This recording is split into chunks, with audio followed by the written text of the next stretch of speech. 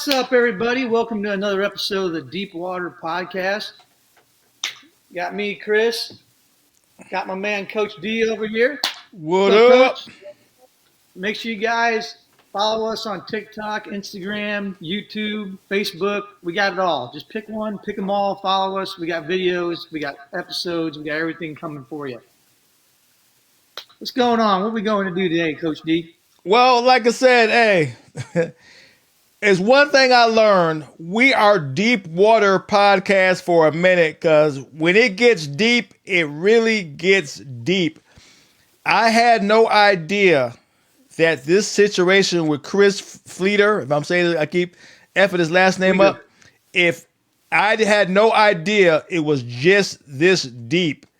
This guy is on some craziness. He's on some craziness. He is the epitome of a bad guy. If you ever thought somebody being a bad guy was actually a true thing, yes, it is. He is an actual bad guy. I'm just going to go ahead and say it like that. And then let us go for where we're going. Because, yeah, it's crazy. We gotta do something first. As everyone knows, the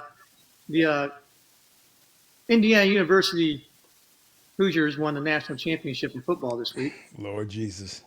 So it's a shout out to, as my mom asked me to do, and to our homie Nate Jackson over in RAF. We get a little Hoosiers. Had to do it. Couldn't do a podcast without the greatest accomplishment in college football history ever happening. All right. Well, yeah. Let him have his moment. Apparently, that meant something to him. I had to get some good news for Indiana while we're, because we're doing this right now. I had to get a little good news for the state of Indiana before we get into this. You know what I mean? I agree. Hold on one second. I got cut one of these mics off. All right, there you go. All right, let's get back to it. Chris. Well, fight fans, like I said before, this is a combat sports channel. We're really dedicated to talking about the sport of wrestling, talk about the sport of mixed martial arts, right? We originally got started doing this podcast because, what Chris Fleeger did at a wrestling tournament, to Vinny, who was a wrestler on the mat, his dad had to get involved and it became a big thing with false allegations, yada, yada, yada. Come to find out, Chris tried to recruit Vinny. It didn't go the way he wanted. Dad shut that mess down. Now Vinny had an issue with it, right? And that's how it kind of snowballed.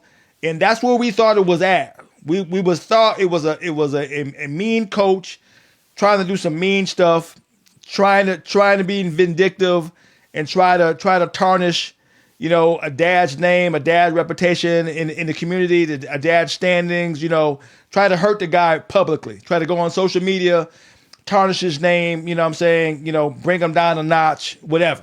You know what I'm saying? That's where we thought it was, right? Then out of nowhere, all the stuff started to come out, right? Okay, how come this guy wasn't suspended? Wasn't making any sense. Or how come this guy wasn't fired? Wasn't making any sense. You know what I'm saying? So we started digging deeper, right? Getting more people involved. Then we started getting all this information how bad this guy actually is. This guy is bad. I mean, not just bad meaning he's stupid. I mean bad as criminal bad, like on a level of real criminals. He's on that level. The stuff he's trying to do, is currently doing more of. We're gonna get into it. It just makes no sense. He was so good at putting the wool over everybody's eyes, And Chris said he's a good coach, so he took that lane to involve kids in his foolishness.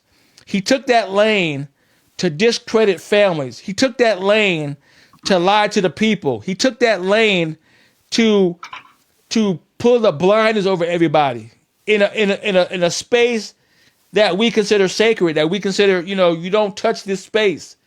That's where he did most of his criminal activities under was wrestling. So I let Chris take it so we can kind of go into it. It's crazy. It's literally crazy. Yeah. I mean, part of it is let's start off here. The current situation is that he's been suspended by the Indiana High School Athletic Association. That's all I've heard so far. I don't know. I don't know if it's because they're suspending him while there's an ongoing investigation, or if they did an investigation, or they did a preliminary investigation and decided it was worth suspending while they continued it, or if they've closed it and the resulting punishment was suspension. I don't know. It hasn't been very transparent. There hasn't been any statements from either the IHSA or the school. Like, you kind of have to dig to find this information, or just know people, have a network in which you can gather information. So, Yeah. I mean, the lack of transparency is kind of unsettling, especially from the school district. They still haven't released a statement. Like, they're still trying to pretend it didn't happen, I guess. Yeah. But it's crazy that the school, who got the same information that the athletic association did, the athletic association did something before the school did. Yeah. And that makes no goddamn sense to me whatsoever. None whatsoever. None whatsoever. And it makes you question who's all involved. Because in the beginning, we thought this was a lone guy standing on his own, doing stupid stuff, going low key, staying under the radar, and no one just caught on in time. But that's not the case, right? He was doing this in the view of the whole school. The whole school knew what he was doing, and no one said nothing, because we were suggesting maybe he was protected. We were suggesting that maybe that's the only thing that made sense, but we didn't really know. Now it's coming to find out that it may be true, that he may have been protected. People actively trying to cover this up, actively trying to keep this under wraps, actively letting him put kids in harm's way. Because come to find out, this situation with Vinny, and was he telling kids to hurt other kids on the wrestling mat, happens to be true. He was recruiting kids to hurt other kids on the wrestling mat if Chris couldn't get his way. So he's actually recruiting kids to be bullies, which is supposed to be a huge no-no in schools. But apparently, when the school is in on it, it's not that big of a deal. And to add to that allegation was brought up in the police report. Yeah. Now, the police report says that Fleeger denied it, but that allegation came from somewhere. And it's not the only place I've heard it or been told. Excuse me, I turned something down. Go ahead, Chris. Okay, yeah. Well, it's not the only place I've heard it. I've heard it from other people. I've been told it, but from multiple. Like, I have multiple people telling me this. And these are people that were like either former club members, some current ones, some current and former New Prairie team members, right? Like, this isn't like somebody knows somebody who knows somebody. These are people that like were there, and some are still there. And they speak about like a toxic environment of intimidation, of manipulation, scaring people into like saying, "Oh, if you leave, your kids will drop off. Your kids will drop off. They'll get worse." Mm-hmm. Right? So people, and then because most of the people that get there, right, and a lot of them have admitted this. They go, "Oh, we get blinded because our kids are doing so well. Yeah. We let things go that we normally wouldn't let go, or we explain things away because our kids are doing good." on the mat. And then they So, go, oh, and then eventually the spell gets broken, and then the real story. all right, Chris was up for 1 second. So, to add on to what Chris was saying, so all the parents who were happy that their school was doing good was also condoning their kids hurting other kids on the mat because that's what Chris wanted. So what do you say to those parents who bought into their kids hurting other kids on the mat? Is that what they were looking for because they were winning? So does that make it okay? So now it becomes guilty by association. So now if you were in it with Chris, if you were condoning his behavior and and the outcomes that you liked, that makes you guilty by association in my book. I don't necessarily know that all the parents knew that their kids were being directed to do that, unless their kid said something, right? Well, no, yeah, I'm saying a blanket. To me, if you're going to do that, that's not something you're probably going to say out loud, right? Yeah, Unless you're I'm really making a blanket statement. I'm making a Yeah, blanket I agree with statement. Of course, it's not all the parents, but now we For have to one look thing, at the culture of the school entirely. We can't say the coach acted alone because now we know the coach is not acting alone. We can't say it's one kid or that kid because we don't know what kids are doing it. You know what I'm saying? So I'm just making a blanket statement. Now it's up to the school and the school board and everybody who wants this stuff to end to now do a deep dive into all these teachers and all these kids and all these parents and find out who's who. Because now you don't know, because, no one's raising their hand and go, yeah, it was me, so now we got to find out. Sad to say. I've heard that there's quite the rift going on over there. The teachers are not very happy about this. I guess The not. teachers are questioning, from what I've been told, right, from people in the school.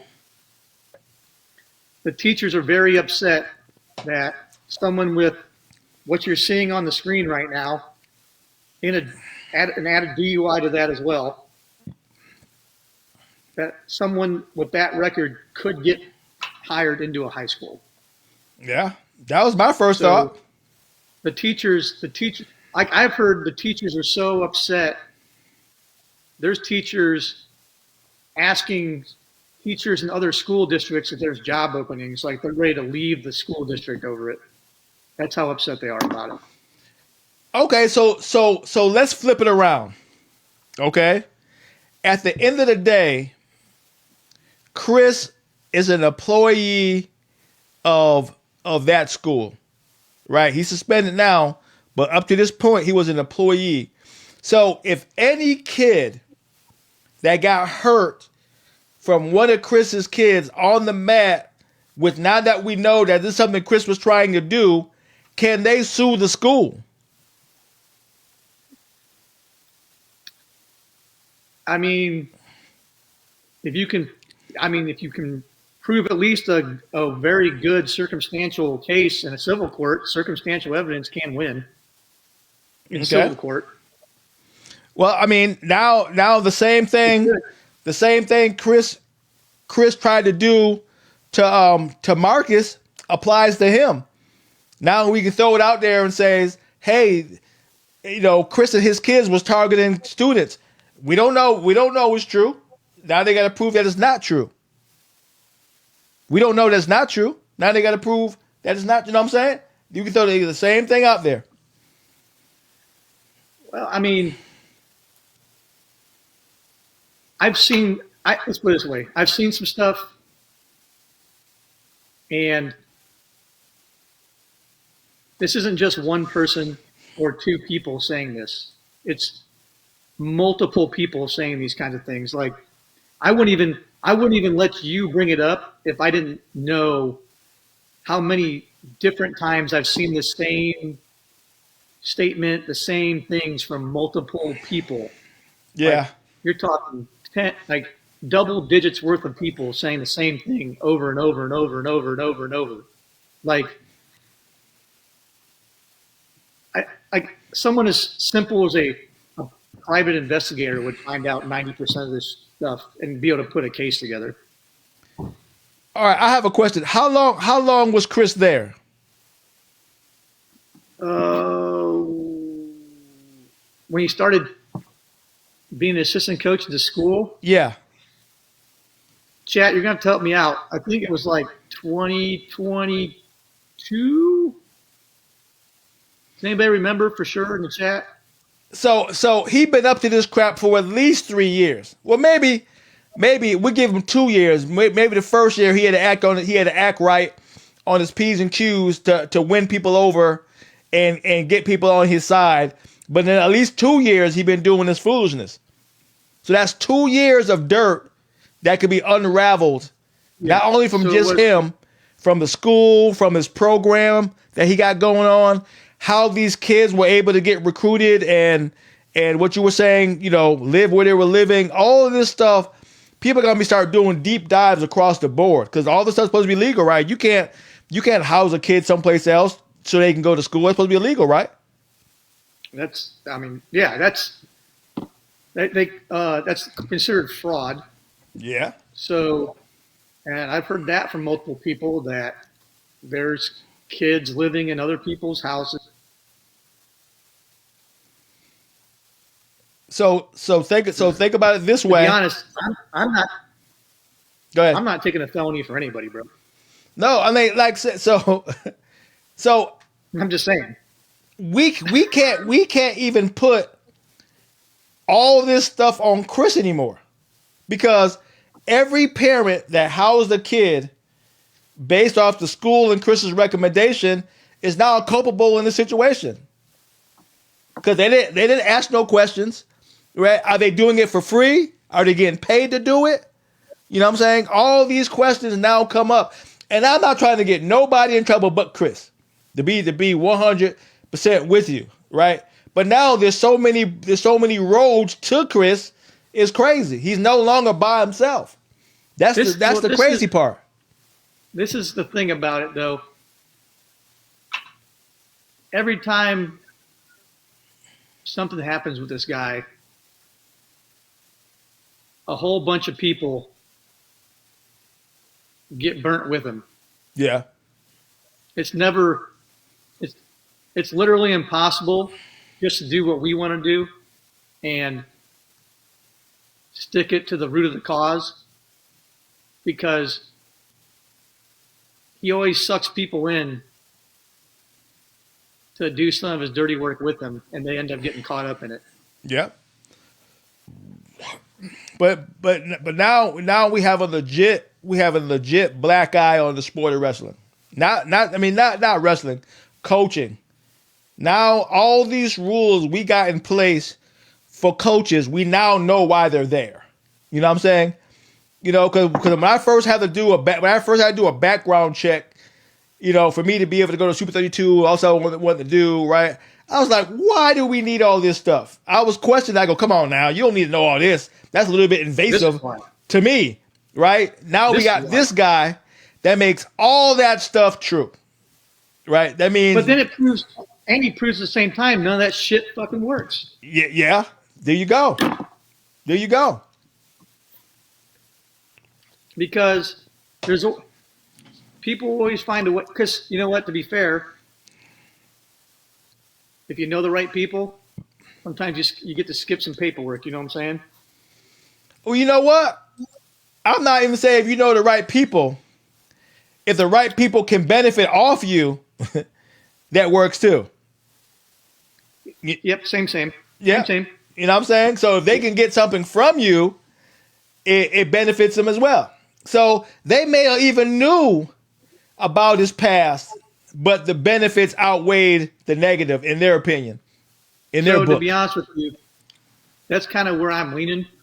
I think. Say again? So all this came out, and that's what I think. I think someone was doing a homie hookup,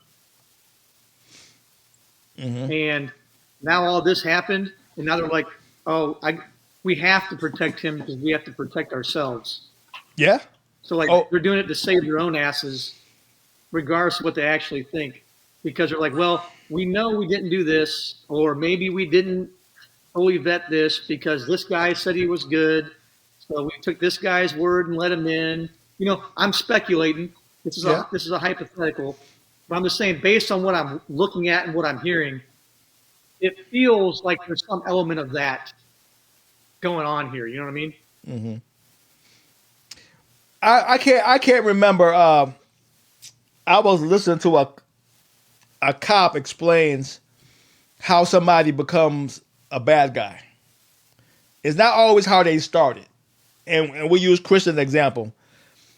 Everybody who you just mentioned, who's now have to cover up and live this current lie. That's not probably how they started. Like you said, they probably think, okay, he's a good guy. He'd be good. We need a good coach. He seems to be okay. He went to good schools. Yada yada yada. Maybe he's that stuff is no longer an issue. Let's give him a shot. That's probably how it started. Okay, but when the first thing began to happen, and that first person goes, my name is on that. My name is now on that. So now to protect like you said, to protect myself, I have to cover it up and act like I don't see it. At that point, that's when they become a bad guy. It's because they had the chance to go, I made a mistake. Let's get rid of this guy. I'll take a L or I'll take something. Let's just get rid of this guy so it doesn't get worse. By not doing it, it is now worse. So now you have inadvertently become a bad guy because you didn't do anything about it when you had the chance. And we hate to say it that way. You know what I'm saying? It effing sucks. Because they probably weren't thinking they were doing anything majorly wrong in the beginning. And then God forbid the money started rolling in with this project or this whatever project you guys are talking about, right? To where housing kids and the portal system and the after school program and the online program. Then the cash started rolling in. Now they're getting a lick off it, right? They go, well, hey, I'm not saying anything now. I'm getting a lick off it. They get more tax dollars for sure. Yeah, whatever how that crap works. Once again, people, I'm throwing context into it. With the actual how it's going on, we still trying to find that out. If somebody knows how that's actually happening, by all means, please tell us. We're piecing it together in a puzzle as it comes to us. Now, I could be off in certain areas, right? But we're piecing it all together. So everything is not quite letter of the law yet, but we getting there. We getting there. Yep. And then we got. Go ahead. Go ahead. No, go ahead. No, you good. You good. I was reading the chats. Go ahead. Because then we got, what am I looking for? Why did it take the state to step in? Oh. Why did it have to get so big? Like does New Prairie think because they're out there in little old New Carlisle out in the middle of nowhere that people just will forget they exist? That anything they do will just go into the ether because there's nothing but cornfields around them? Like what are they thinking? That's what I'm thinking. Like I said before, this was on some Sons of Anarchy crap. You know what I'm saying? A small town in bed with a local group, hanging out, getting a little lick here and there. Ain't nobody paying us an attention. If you're on the highway, you're not even gonna know we exist. You know what I'm saying? So then Chris gets the bright idea to mess with one of the most popular guys in Indiana and think that's not going to be a story. Or he thought. And probably the biggest moneymaker in this part of Indiana as well. Yep. He thought he had his game on lock so big that he thought he was going to be able to get a lick off this guy and no one's going to pay attention. We're not even talking about Marcus Freeman himself as the individual. Just You the think the position. school is going to let that happen? That's what I'm saying. It's not. It's the position itself. Now it helps that like Marcus Freeman's probably the most likable dude they've had as a Notre Dame head coach in 30 years. Yeah. To where even like people who don't like Notre Dame are like, you know what? That's a damn likable dude. I want to see him succeed. Like that's hard to do because either you love Notre Dame or you hate them. There's really no in between. Yeah. So it's you did it to the position, and then you did it to a dude who everyone's generally the genuine consensus of the country is that's a likable, genuine dude. Yeah. Like that, All right, give Chris a second. He paused. Give him a second. nobody likes you picking on a nice guy. Like no one likes you picking on somebody who is a good dude. Like that's just that's like that's a double whammy. Well, it's not even a nice guy. You picking on a guy that's over the sport that America loves. Now we ain't talking about he was over, badminton. You know what I'm saying? He was the head coach of Notre Dame football. Who is not paying attention? Yeah, just one of the most iconic Yeah, schools in the country. Yeah, exactly. Who is not paying attention to that? No matter how you want to twist it, Chris brought nationwide attention to his school, to his backyard, to everybody involved. That and then they have Marcus on the national championship broadcast, Yeah, and within 2 minutes, Pat McAfee, who's one of my favorite people on planet Earth, by the way, the dude's hilarious. They absolutely shit on New Prairie in the situation in Fleeger and make them look like absolute clowns on national TV. Yep. Clown. Yep. Like, I'll take a quote from one of my favorite comedians, Sebastian Maniscalco. Aren't you embarrassed? Like, come on. It's one of them. and I get it. I get it. As a man who lives in this world, and I know how it can get. These people are in their house going, how the fuck am I going to get out of this? Because not only guilty by association, the whole school is on notice, right? Everybody's being looked at, scrutinized, eyeballs are on you. Do you think you can walk into Walmart and somebody's not paying attention to what aisle you in now? You know what I'm saying? If you're a teacher at that school, or God forbid you Chris, you know what I'm saying? Everybody's looking at you. Don't do something wrong, right? I guarantee the hotline going crazy. Hey, we got a teacher from so-and-so looking at candy bars wrong in aisle 3. You know what I'm saying? You can't even mind your business now because of the situation, right? Because everybody's in the hot seat, whether you want to be there or not. So now they're getting to feel what Marcus Freeman had to feel. He was minding his business, watching his son wrestle, and now he's in the spotlight. This school's in the spotlight. Chris is in the spotlight. Everybody's in the spotlight now, and everybody's going to be looked at if you are a part of this or not. You know what I'm saying? Now you got to prove you're not a part of it now. Before, you could just go about your business.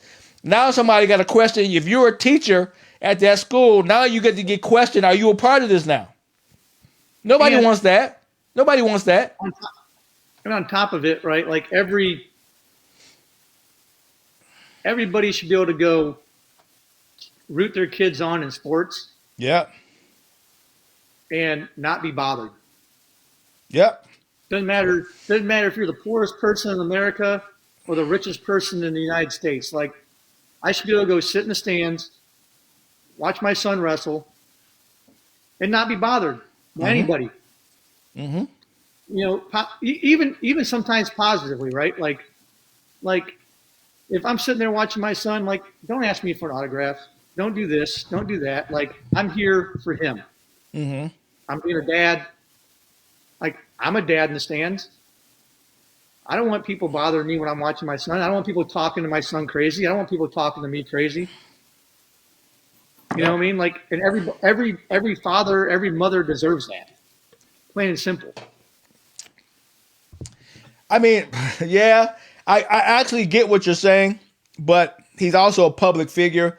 That's hard. So he got to expect a little bit of attention. I'll give you an example. Sometimes you don't know. I'm sure he does. I'm Yeah. sure he does. And But sometimes you I'm don't just even saying, know how you matter to some people, right? I'll give you an example. Here's where I knew, all right, that Coach D was a thing, right?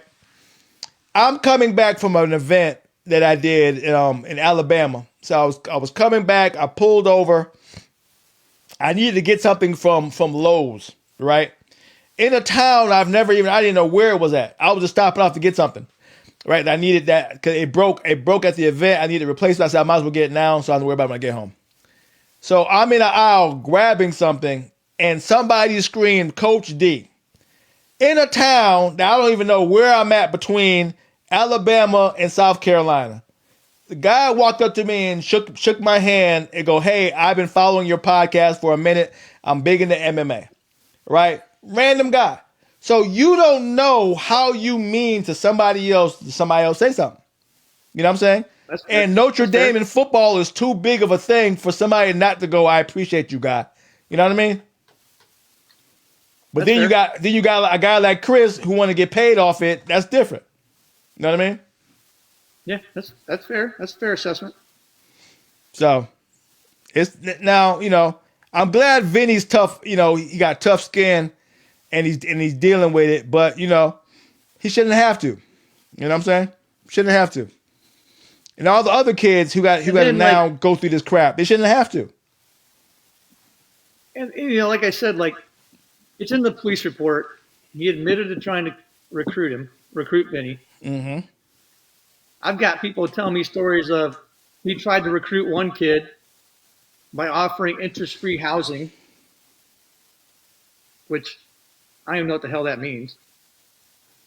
But housing, right? Whatever Yeah. interest-free means, right?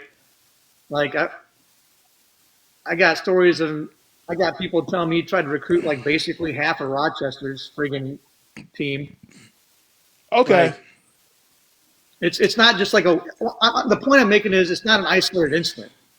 Okay. And those are the ones he failed at. Okay, walk me through this. This is a high school, right? Yeah, Okay. a public high school. What kind of recruiting are you doing that you need interest-free public housing? What do you get from that? Even if you get the kid, he's just playing in a high school. What do you get? If you win a championship, do you get extra money? What do you get that you got to go through all that to recruit kids? Maybe I don't know enough about sports, right? So, Chris, walk me through this level of recruitment that he was doing, that he was willing to cross all these lines to do, just so he can get the kind of kids he wants. What does he get from all this? It's just about being able to say, I'm better than you. That's it. It's all about making himself look good. That I'm a better coach. I'm better than you. Look what I did for this kid. Look what I did for this kid. And this is a guy who coaches in Indiana and consistently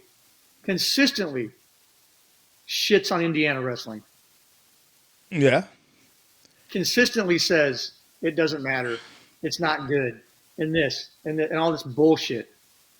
Indiana is arguably a top 10 state in wrestling. You can ask anybody. I got It's you. arguably a top 10 state. We got dudes killing it at Iron Man, killing it at Fargo, killing it everywhere. And he just constantly shits on the state's wrestling, and I don't get it.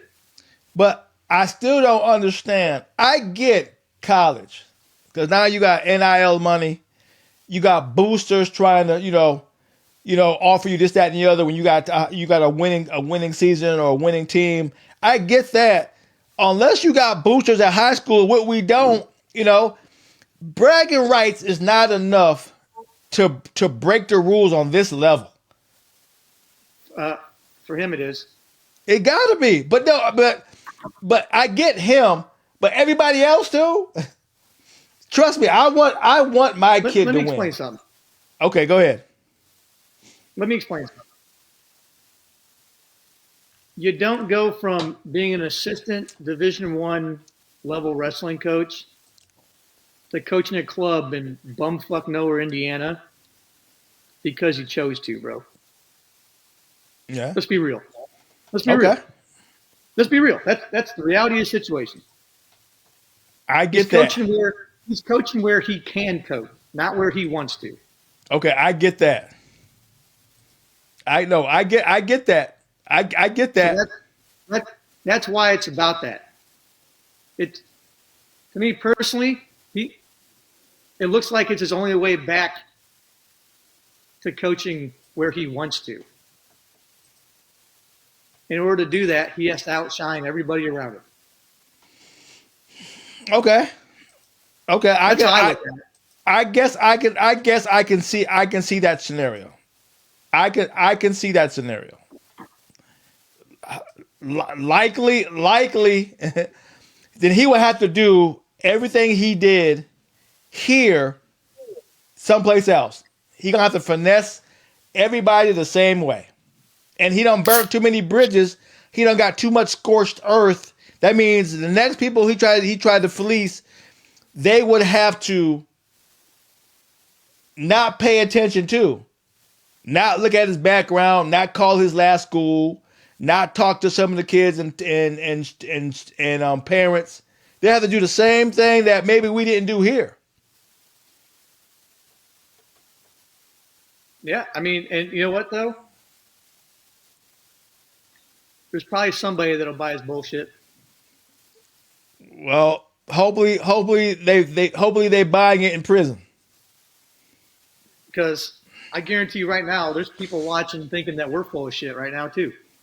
Of course. No matter what we say, they're not going to believe what the fuck we're saying. You know what I mean? Like,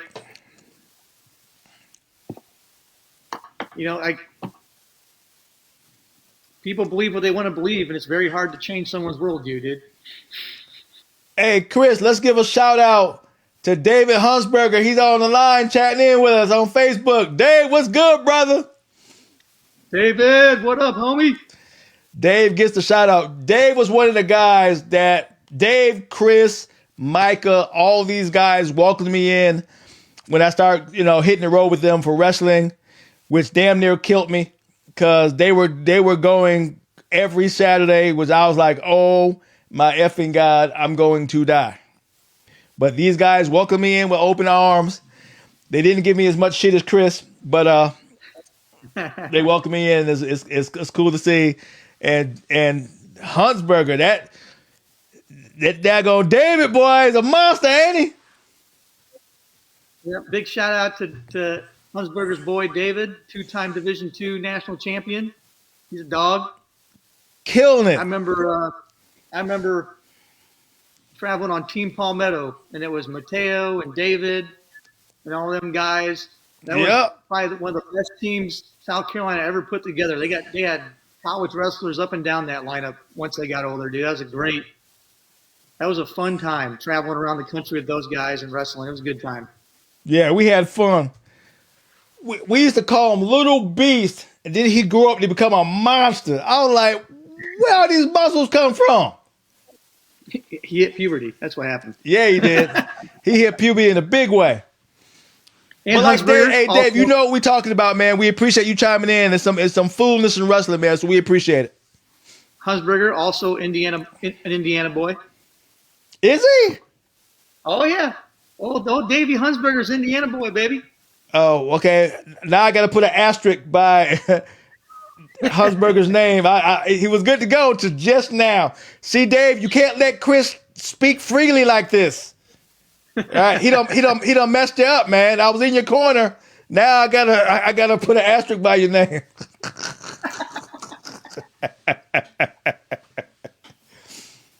Yeah, we having fun. Cause like I said, hey, the wrestling. Oh, he says who's yours?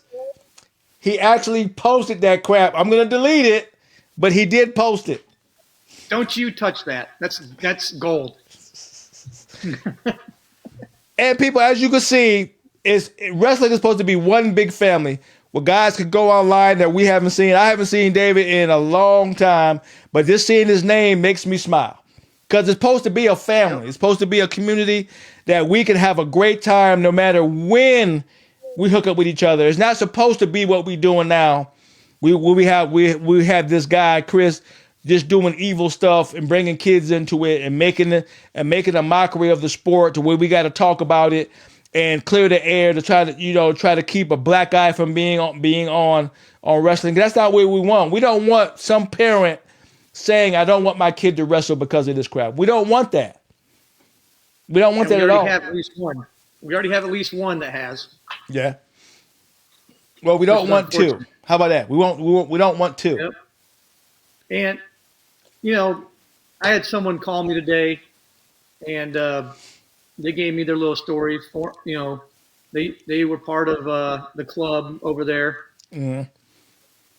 and they said things like if they took their son to go practice somewhere else, Chris Paul's. and then bring him, like, so let's say they practiced over there 3 times a week, and the other couple of days they went somewhere else. When they came back, they would get the silent treatment. He would give the kid a silent treatment. Mm-hmm.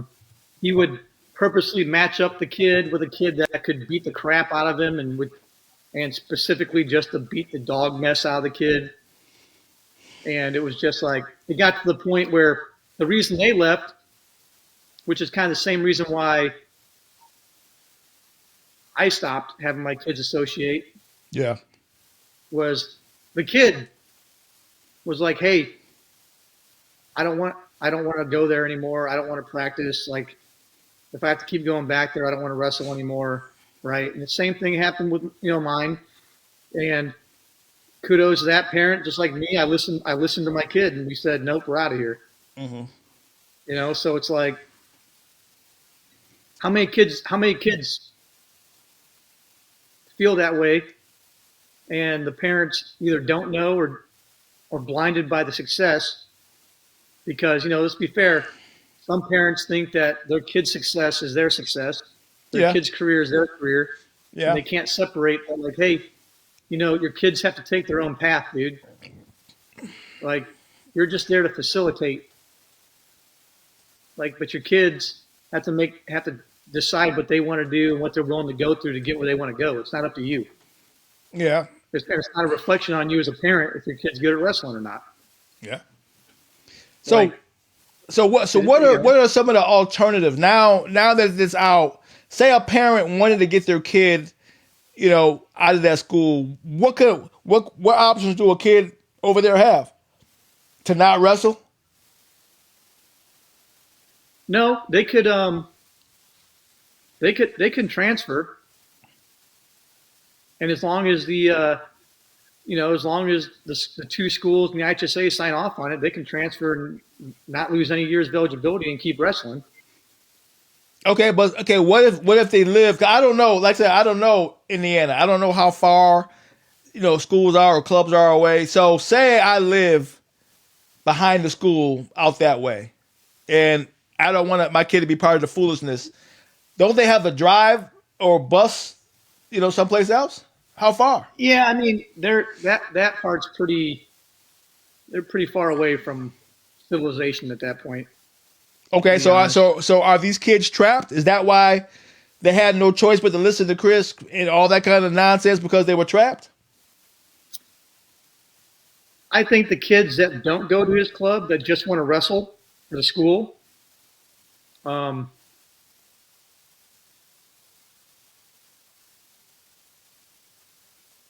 Give Chris a second. Pause. I think some of those kids are, because they can't leave, and all they want to do is wrestle, and because they don't go to the club, they're being, from what I'm hearing, they're being kind of ostracized by the kids that do go to the club, and it's creating a very toxic environment in the wrestling room. Okay, so break this down.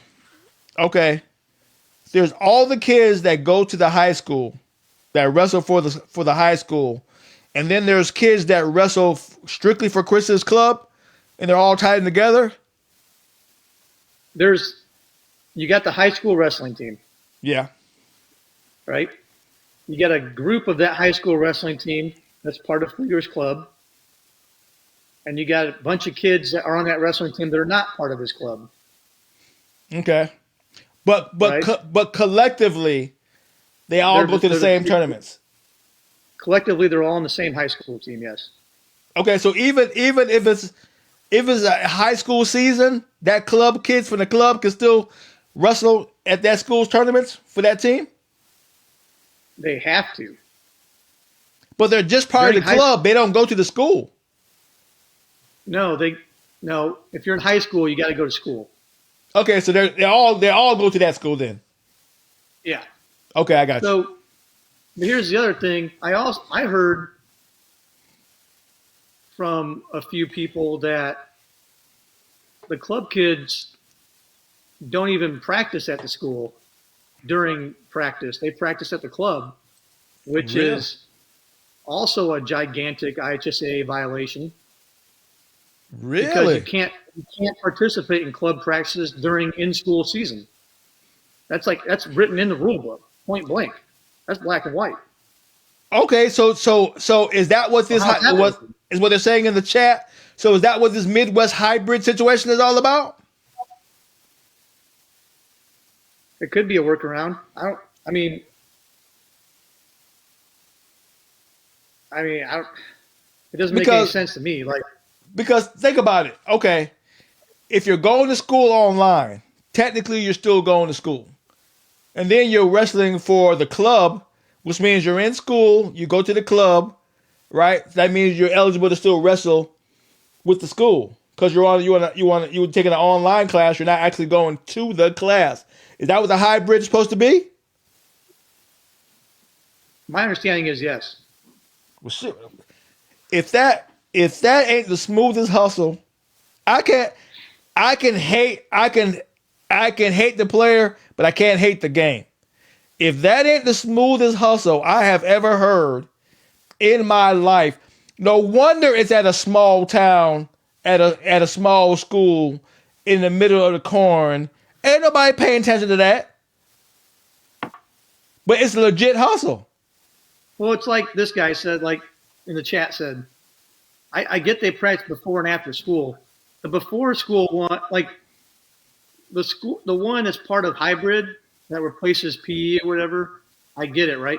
But that after school one, they're supposed to be practicing in the school with the team practice. If they're separating and doing a club practice, that cannot be within the IHSA rules. Cannot be.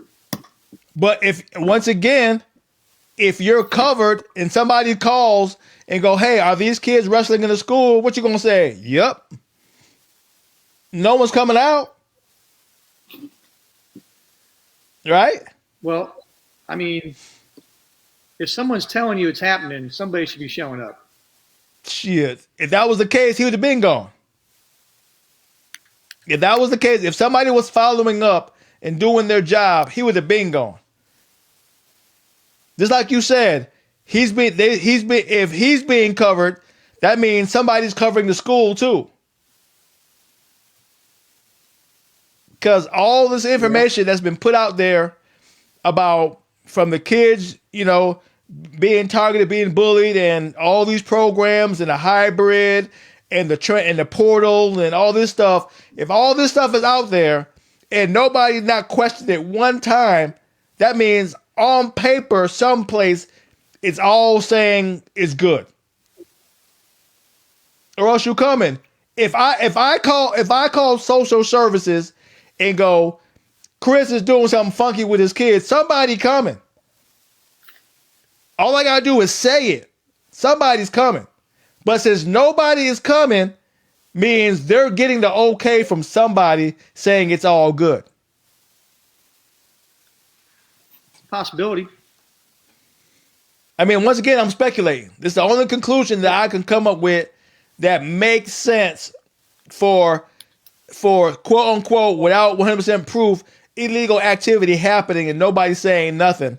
So you're either getting paid off it and you're complicit and you're part of it, or somebody's covering you and the paperwork is good.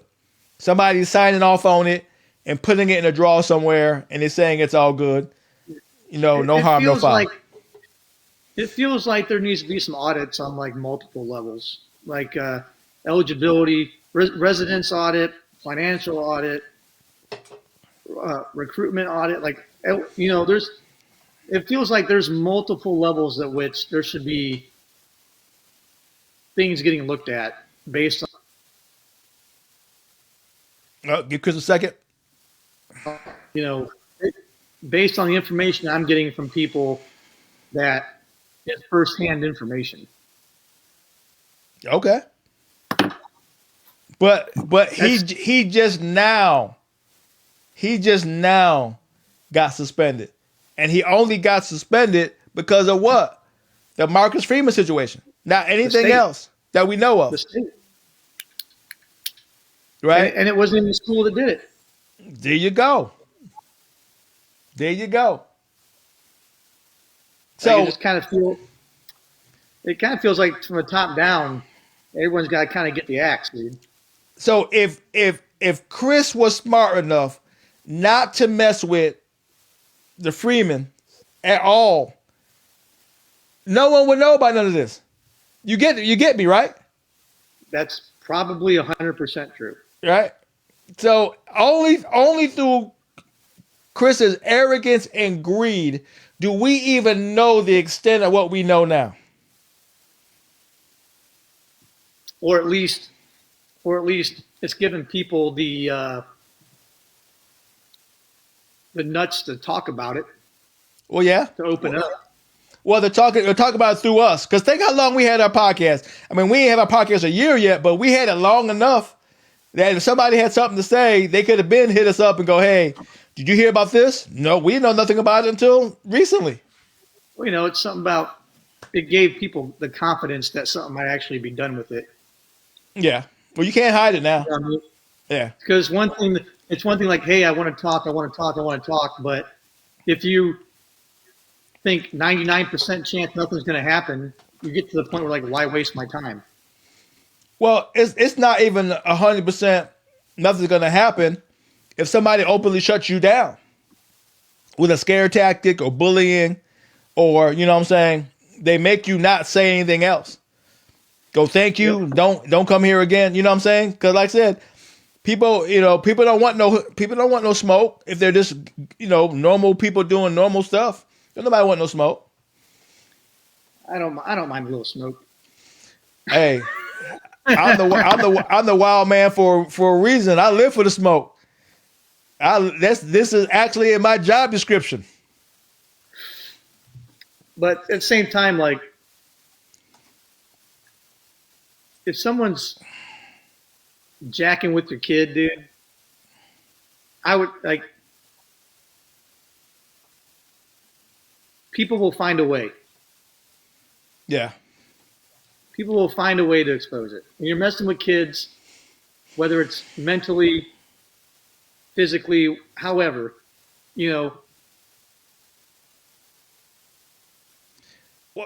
Well, you said it. Oh, well, you said it in a way that makes the most sense. They were winning. They were happy with the success, right? So think. Say you have a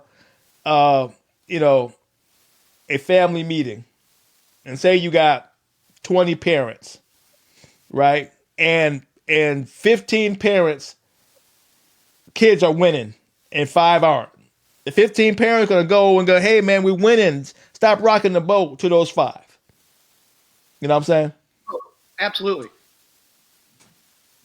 I think that's happening. I think that's happening for sure. Yeah, that I definitely believe that. Sad to say. So now we have to prove that those five parents are telling the truth and not crying wolf because they're unhappy that their kids aren't doing well. So now we got that scenario. You know what I'm saying? and Chris has been painted as such a good guy. You know what I'm saying? It can't be Chris. So it's got to be the kids. It got to be the parent. It can't be Chris. He's a good guy, right? We hired him because he's a good guy, right? There's nothing wrong with Chris, right? Even though we look at his record and realize he got some problems there, right? But we're winning. He's a good guy. You see how muddy it gets real fast. Well, I mean, hey, Joe Paterno was able to stay at Penn State for 40 years because of winning, right? Oh, yeah. We all saw how that turned out, right? We saw how that turned out when it finally happened, right? Yeah.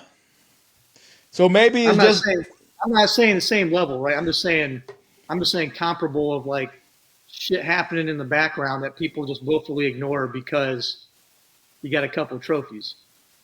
Well, and like I said, the deep water is still getting deep. We ain't nowhere near the bottom yet. I'm pretty sure there's some parents or somebody on a board who was sitting on some real dirt that haven't realized there's a podcast that they can air their grievances on yet. They probably sitting on a monster of a hand right now that will blow the lid off what we already know, and they don't know about the shit. I'm willing to bet that.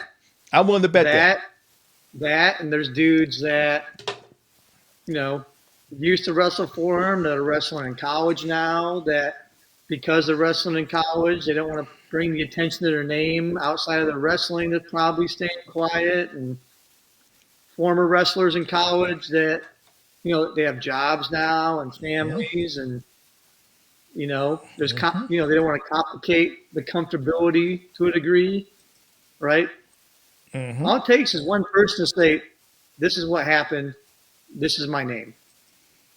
And I get that, but when it comes to kids, because when it happened, he was a kid. You see what I'm saying? He was a kid trying to get through life. Now he has a scar on him that he has to hide for the rest of the world. There's supposed to be no statute of limitation on that type of bull crap. You know what I'm saying? But most guys don't speak about their problems. We just don't. You know what I'm saying? I know that one very well. Yeah. 100%. Because I wonder is if Marcus would have said anything if it was an isolated incident between them behind the scenes. Because Chris did come at his kid. You know what I'm saying? Right. I mean, I wonder if it just stayed behind closed doors and it became still a dust up, would Marcus have said anything? Right? Like I said, would he have filed charges on Chris? Probably not. Two men having a disagreement. To be fair, if that had been a one-time thing, what happened wouldn't have happened in the first place. Yeah. Because there would have been no reason for the interaction to happen to begin with. These kind of interactions only happen with a backstory. Yeah. Yeah. Like, because no dude, this Ramley goes up to another dude and has the nuts to say something crazy or do something crazy verbally to their kid when the dad's standing right there. Yep. Because like I said, I'm okay with going to jail. I'm not that worried about it. Like my family's worth going to jail for. I'm cool with that. I can accept that as a grown man. That still goes back to doing something in public to embarrass. First of all, men don't handle embarrassment. If we got a problem, you try to embarrass me in front of my kid, right, and put my kids in harm's way. The level of craziness that's going to happen on both levels. Yeah, you're right. It's going to be national news. And I don't got to be the head coach of Notre Dame. It's still going to be national news. You know what I'm saying? Because every man knows you mess with a kid, the level of violence is always there. I've met very few dads that's able to resist throwing hands when their kids are involved. Very few. Very few. especially in an environment where testosterone is already high to begin with. Yeah, wrestling tournaments are chock full of that. So, yeah, yeah. Well, Like that's why he went after him, because he knew he couldn't respond.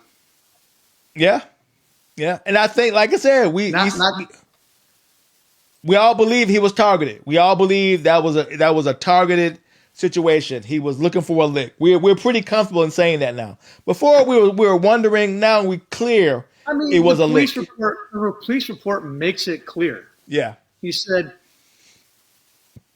it says he believed he was rich and he planned on hiring a lawyer. That's black and white. That's in the police report. That's not even speculation. The police said he said that. but when it came down to the false allegation, why was that not a crime? We knew motive. Now they had motive. So when the false police report came out, that's motive, isn't it? For extortion. No? Sometimes the wheels of justice turn a little slow, if you get what I'm saying. I gotta turn on my law and order. I gotta get my law and order back up. I'm not saying you're wrong, and I'm not even saying that that's not going to be the end result. Yeah. I'm just saying sometimes, you take your time, because when you pull the trigger, you want it to stick. Exactly. Yeah, you know what? I think they want more fish. I think they want more fish to fry. I don't think they just want Chris. Is why they're taking time with this. Because if we could come to the conclusion that there's no reason to back this guy as a school, you know how quick schools are quick to fire teachers for improprieties? Let a kid say, hey, this teacher made me feel uncomfortable. He gone. She gone. They don't want no close to this type of problems. Chris done brought shame on the whole school, put a spotlight on the school, put a black eye on the school, and he just got suspended by somebody other than the school. Well, to be fair, teachers are much easier to replace. or you get the school shut down. Which one you want? Which one you want? Well, it's a public school, so it's not going to get shut down. You know what I mean? If they get the digging, I mean, you might get the entire administration fired. You might get the school board taken over by the state government for a period amount of time till it can be replaced. That's enough. That can definitely happen. Mm-hmm. And you know what?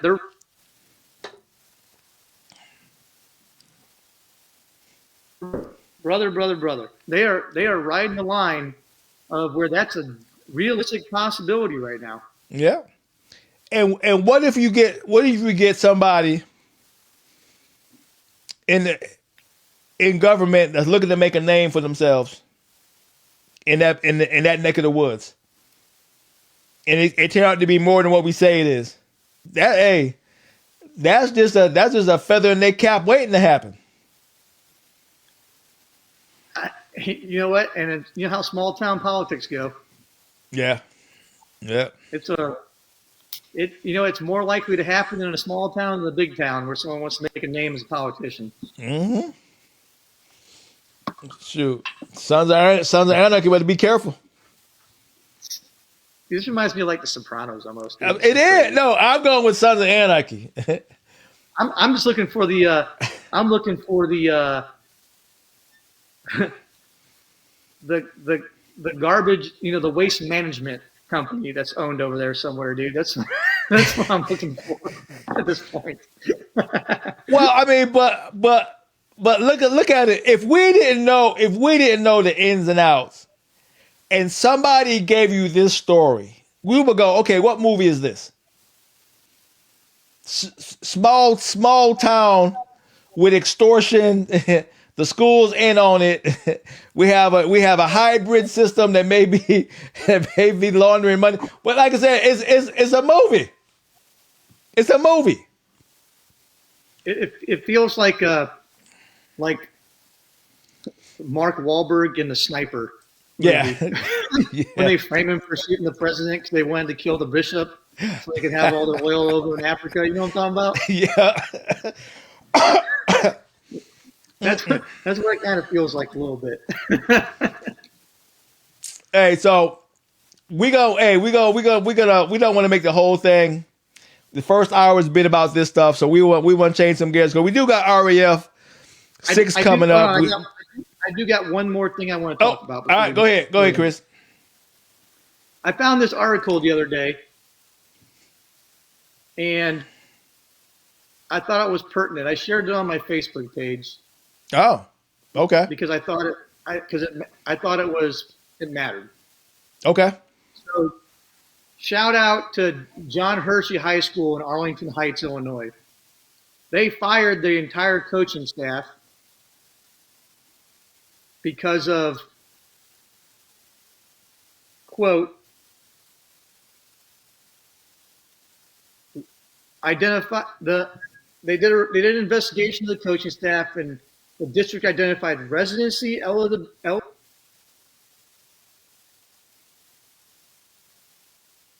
All right, say it again. You froze. Say it again. Say it again. You froze. Say it again. They identified residency eligibility issues, determined that several students did not reside inside the attendance boundaries of the school.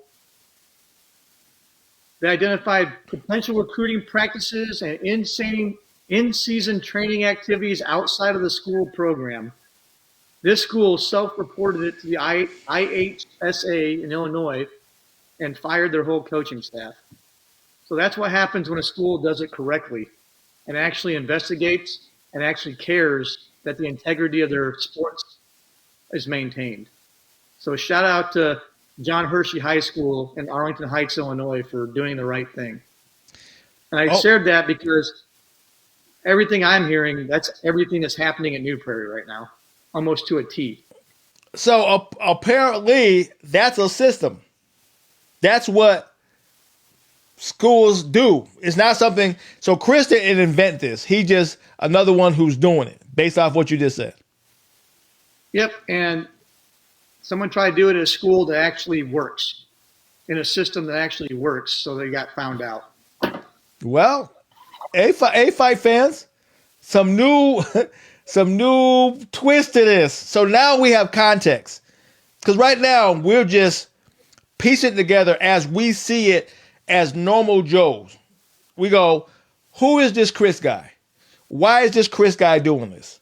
Okay, yeah, he's a criminal, but he's a petty criminal. What is he? He's an entry thief. He's a battery assault, bodily injury guy, right? He's a street thug. Who comes up with a system like this? Chris ain't that guy. You want to hear something crazy, bro? Go ahead. So a bunch of his former wrestlers reached out to me. Oh, okay. And some of them told me that they got extra scholarship money when he coached in college because their families did personal favors for him. Oh. Do tell. Which is crazy. So do you think that's what's happening here? Because, like I said before, I'm blown away that a high school is operating on this level to where you're having the housing issues you just said, where you're trying to find ways to recruit talent outside of the district and then basically smuggle them in and put them in housing so they can wrestle on your team, right? So you think he's getting kickback so kids can have an opportunity to wrestle at a level that they wouldn't get nowhere else?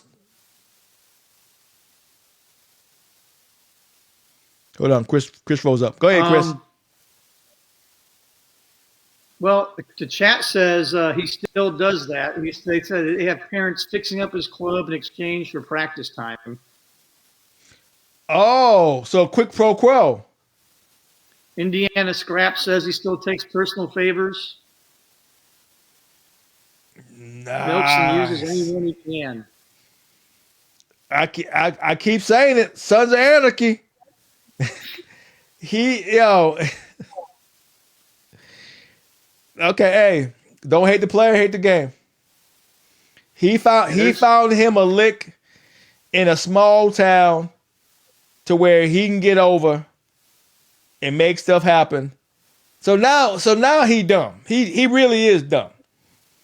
All he had to do was leave Marcus alone. He'd have been fine. He'd have been fine. He had a lick. Most likely. He had a Most system. likely. He had a system going. Now, granted, he was effing with these kids, which I don't agree, but we would have known. Hey, that's what ego does, dude. Yeah, yo. There's whole books about this. There's Yeah. whole books about how the ego destroys.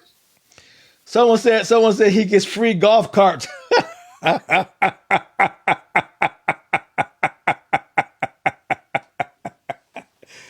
So someone said, so if the dentist is the money guy, what happens when his kid graduates? I mean, the money stops flowing, bro. That's what happens.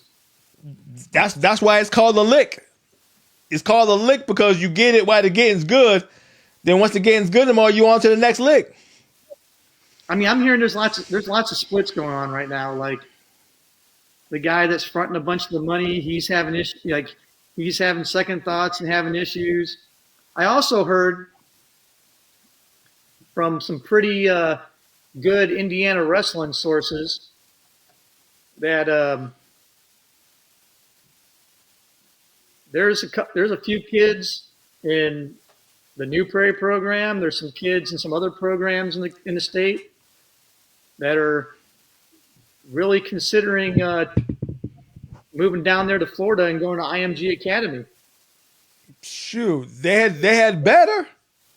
That's interesting. Okay, So that's a thing.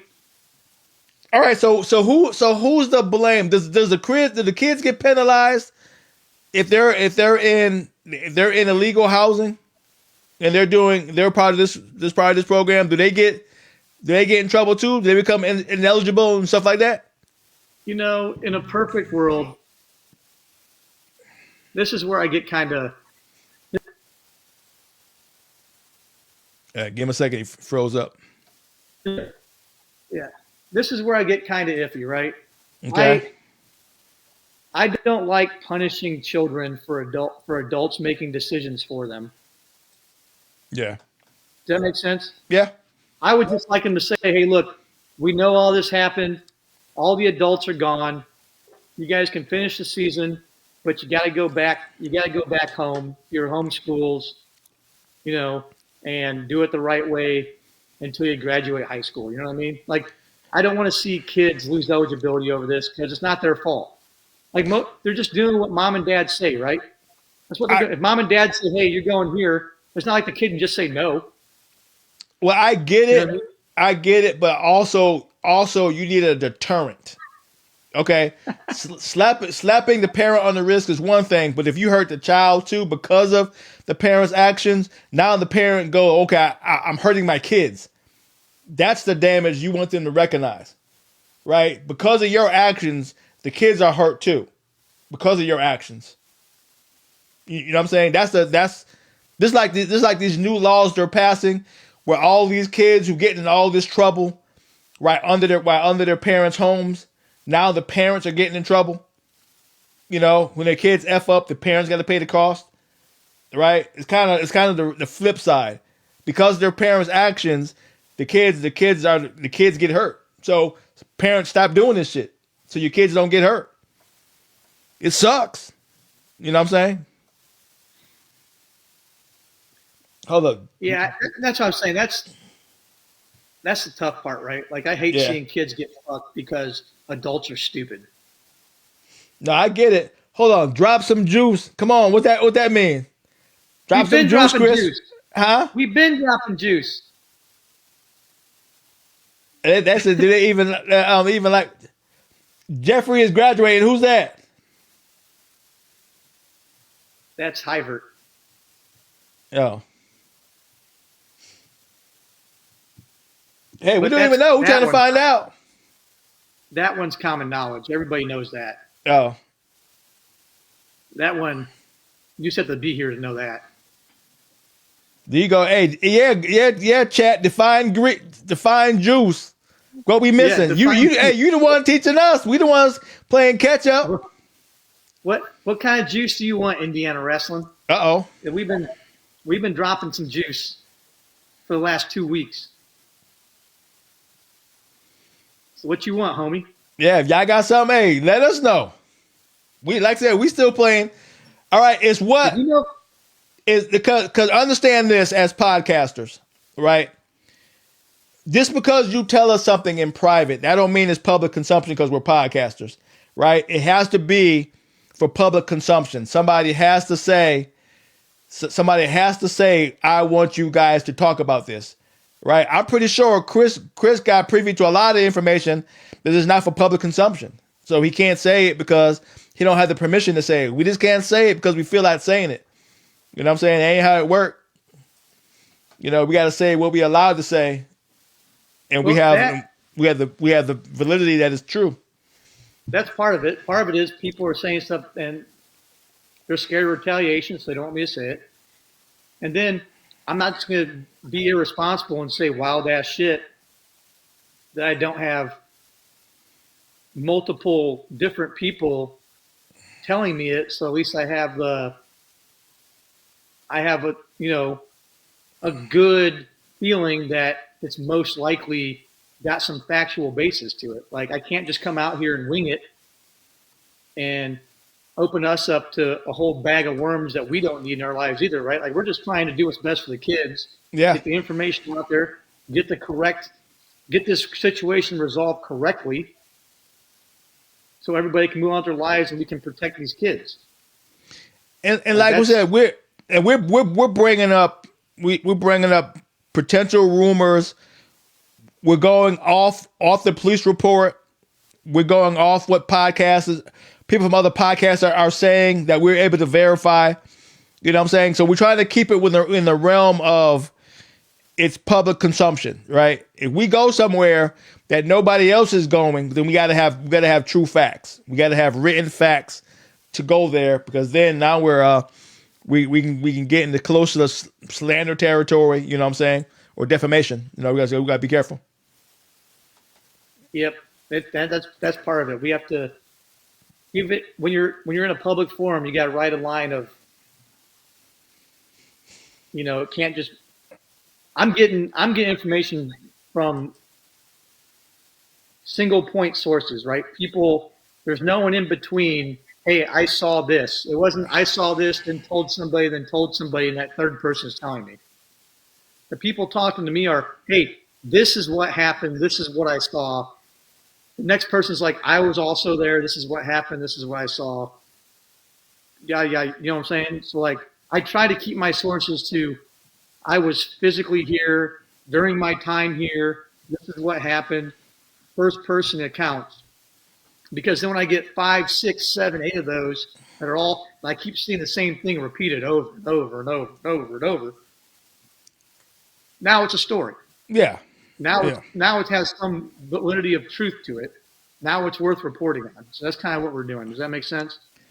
Now we're willing, if you guys know anybody who wants to go on the record, who's a parent, who's a student, who been through this fool, well, they got to be of age. We can't have somebody underage.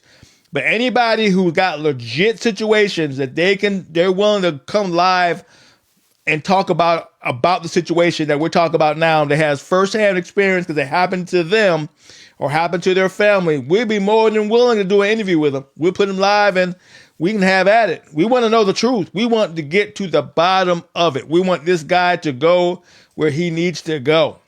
You know what I'm saying? We're down. We're doing this because of that very reason. This is the kind of guy we don't want around my kids. Period. Which is exactly why this podcast exists.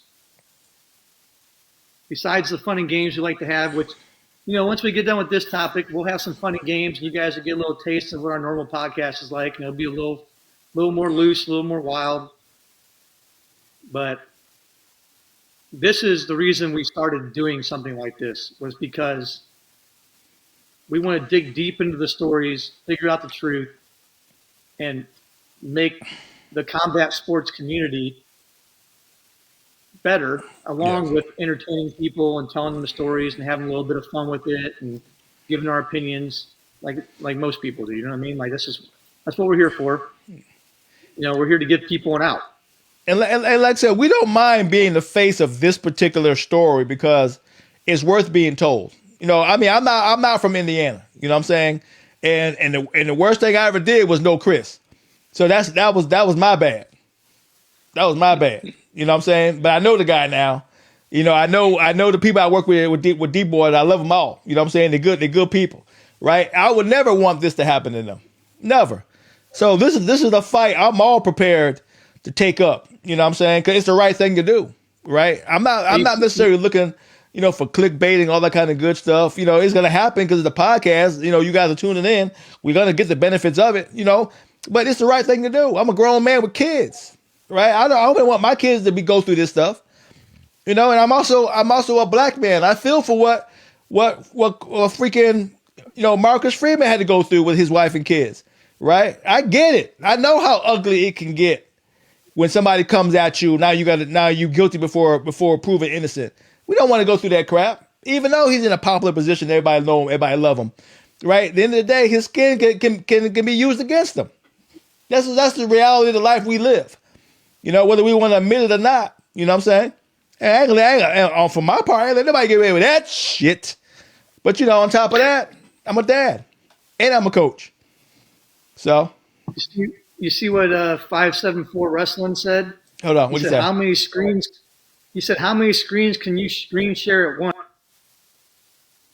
As far as images, as many as I need to. That's exactly what I said. I said as many as we need. Now, when it come to this, I know what I'm doing now. If you need the work if you need to be out there and put out there and shared, I can do it. Like I said, just let it be legit.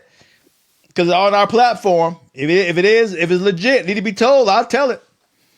I don't got no problem with that. Yep. That's what we're gonna do. And like I said, go ahead, Chris. I said, if you know people, send them. Yeah. And like I said, the school board can only duck and cover for so long. You know what I'm saying? The right person is going to ask the right question one day. They're gonna look at the right file and realize where is this at, where is that at, and that's how it happens. It's always a snowball effect.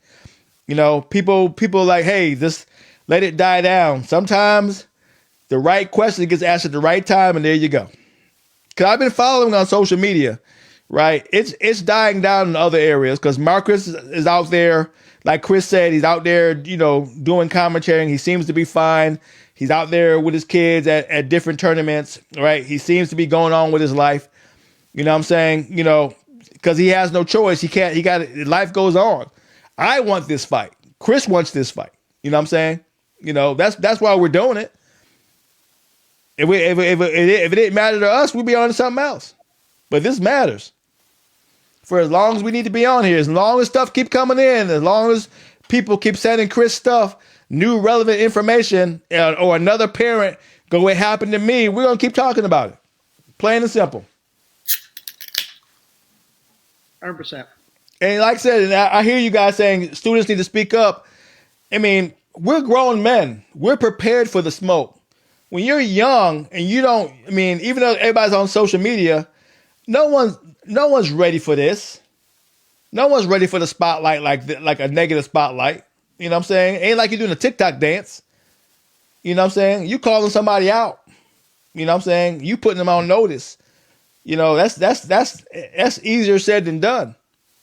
Yeah, it's tough for the kids because, if the kids speak out, who knows? It seems like there's a culture of bullying over there. So, yeah. Those kids speak out. Next thing you know, their lives get made a living hell. So I get why the kids don't want to do it. And it's sad to say when doing the right thing is not supposed to hurt. It's not supposed to hurt. But unfortunately,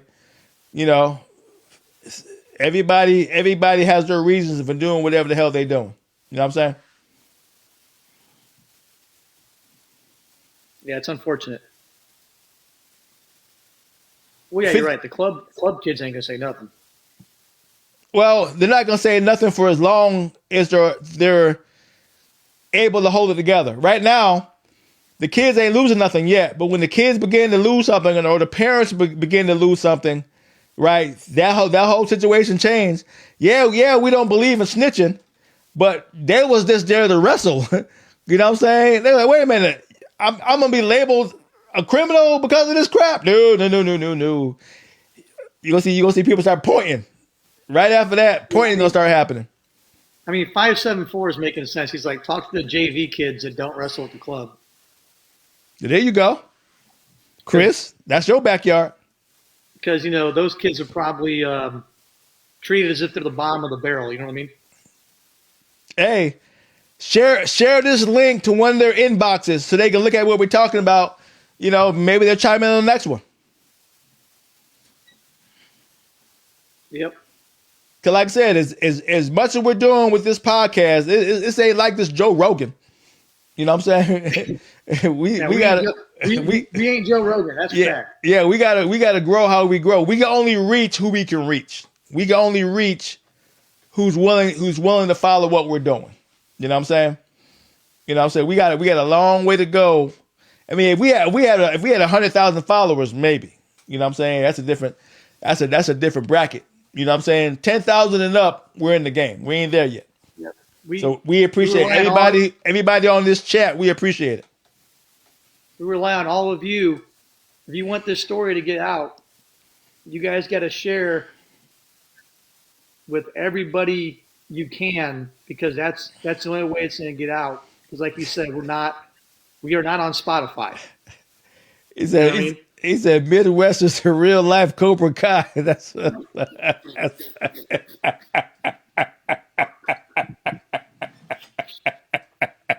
one was solid. 574. I'll give you that one. That was solid. all right. That's a good one. You know what? The correlation is pretty good though. That's a good one, Gangland. y'all. Yeah. You like I said, hey, even though it's crazy, we can still laugh too. You know what I'm saying? It ain't the end of the world. Yeah, gangland. I tell you, it's Sons of Anarchy, people. Backyard club out in the middle of nowhere doing some foolishness. Sons of Anarchy. You know what's crazy? I've never watched that show, not once. You missing out, brother. I might have to put it on my watch list. Shoot, I'm gonna have to make Indiana a no-fly zone till we get this stuff worked out. Yeah, I ain't gonna land there and be in the middle of some foolishness. Y'all crazy. Oh, just go to Indy. You'll be fine. Mm, mm, Don't go to Gary. mm, mm. Cause you know me, I like to drive. I turn around, take the wrong turn, and go through that town and be effed up. Look, you live in South Carolina. It's not going to be any worse than that. Come on. Right now, you're on the news. Just keep it where it's at, brother. Hey, this guy's from Pennsylvania. All right. Talk about South Carolina tomorrow when it happens. Right now, it's Indiana. Shit. See, this is why I don't like the guy right here. He may give Indiana a bad name, and he's not even from here. Yep, exactly. School board says emails will that? be shared with Chris to defend himself. So trying to stop people from saying, okay. Yeah, they're basically. So what I'm getting from that is, they're basically saying, "Hey, anything you tell us, we're going to tell him." So it's basically like, "Hey, if you tell us anything, we're not going to keep you anonymous. We're going to tell him, so he can quote unquote defend himself." Wow. So let me see if I got this straight. The president of a school gets an allegation from a parent or student. Instead of investigating to make sure it's true or not true, they tell the student and the parent, I'm going to tell the coach you are reporting on. If that... So do they do that with every investigation? Do they do that with every allegation? And everything that happens in that school, do they share it with the people? Do they share it with the people that are being accused, so that the investigation dies on the spot? Yeah. Once again, This sounds like normal behavior then, if that's what they're saying. it's That's not fun. making no sense. Who does that? That's not even that can't no way can that be protocol. That'd be It's like that'd be like saying the FBI would tell somebody, "Hey, this is the evidence we have against you. This is who said it," it's like before they charge you. it's like a female student says, "Hey, so and so SA me." Then you go tell the student or the teacher that it happened to, "Hey, so and so said you did this," without no investigation. Yeah, absolutely not. Yo, I gotta believe that's how they treat every single investigation in their school. it is literally the wild wild west out there. It's literally the They're wild not giving wild me west. anything to believe. They're not giving me to believe anything otherwise. Yo, That's crazy. I'll say one thing: if this ain't interesting, I don't know what is. This makes no sense. This makes no sense. Well, I guess it does. This is America. Anything can happen in America. Anything can happen in America. But I hate the fact that it's kids involved. If it was like a college and they were doing illegal betting and all that kind of good stuff, yeah, adult doing adult shit, right? But College kids are adults, so it doesn't yeah, really, it's like it's kids in the middle of this, and you got parents either know, don't know, been lied to, been misinformed, right? Then you got the athletic administration covering up the situation, so that means they're lying to the parents as well. So even if it was just Chris, they're not telling the parents the whole truth. I wonder if that's considered like intimidation, to saying, "Hey, anything you say to us, we're going to share with him." I don't know what the definition of it is legally. Well, I mean, But like I said before, I feel like it's wrong. I feel like something legally is wrong about that. But okay, I'm not a lawyer.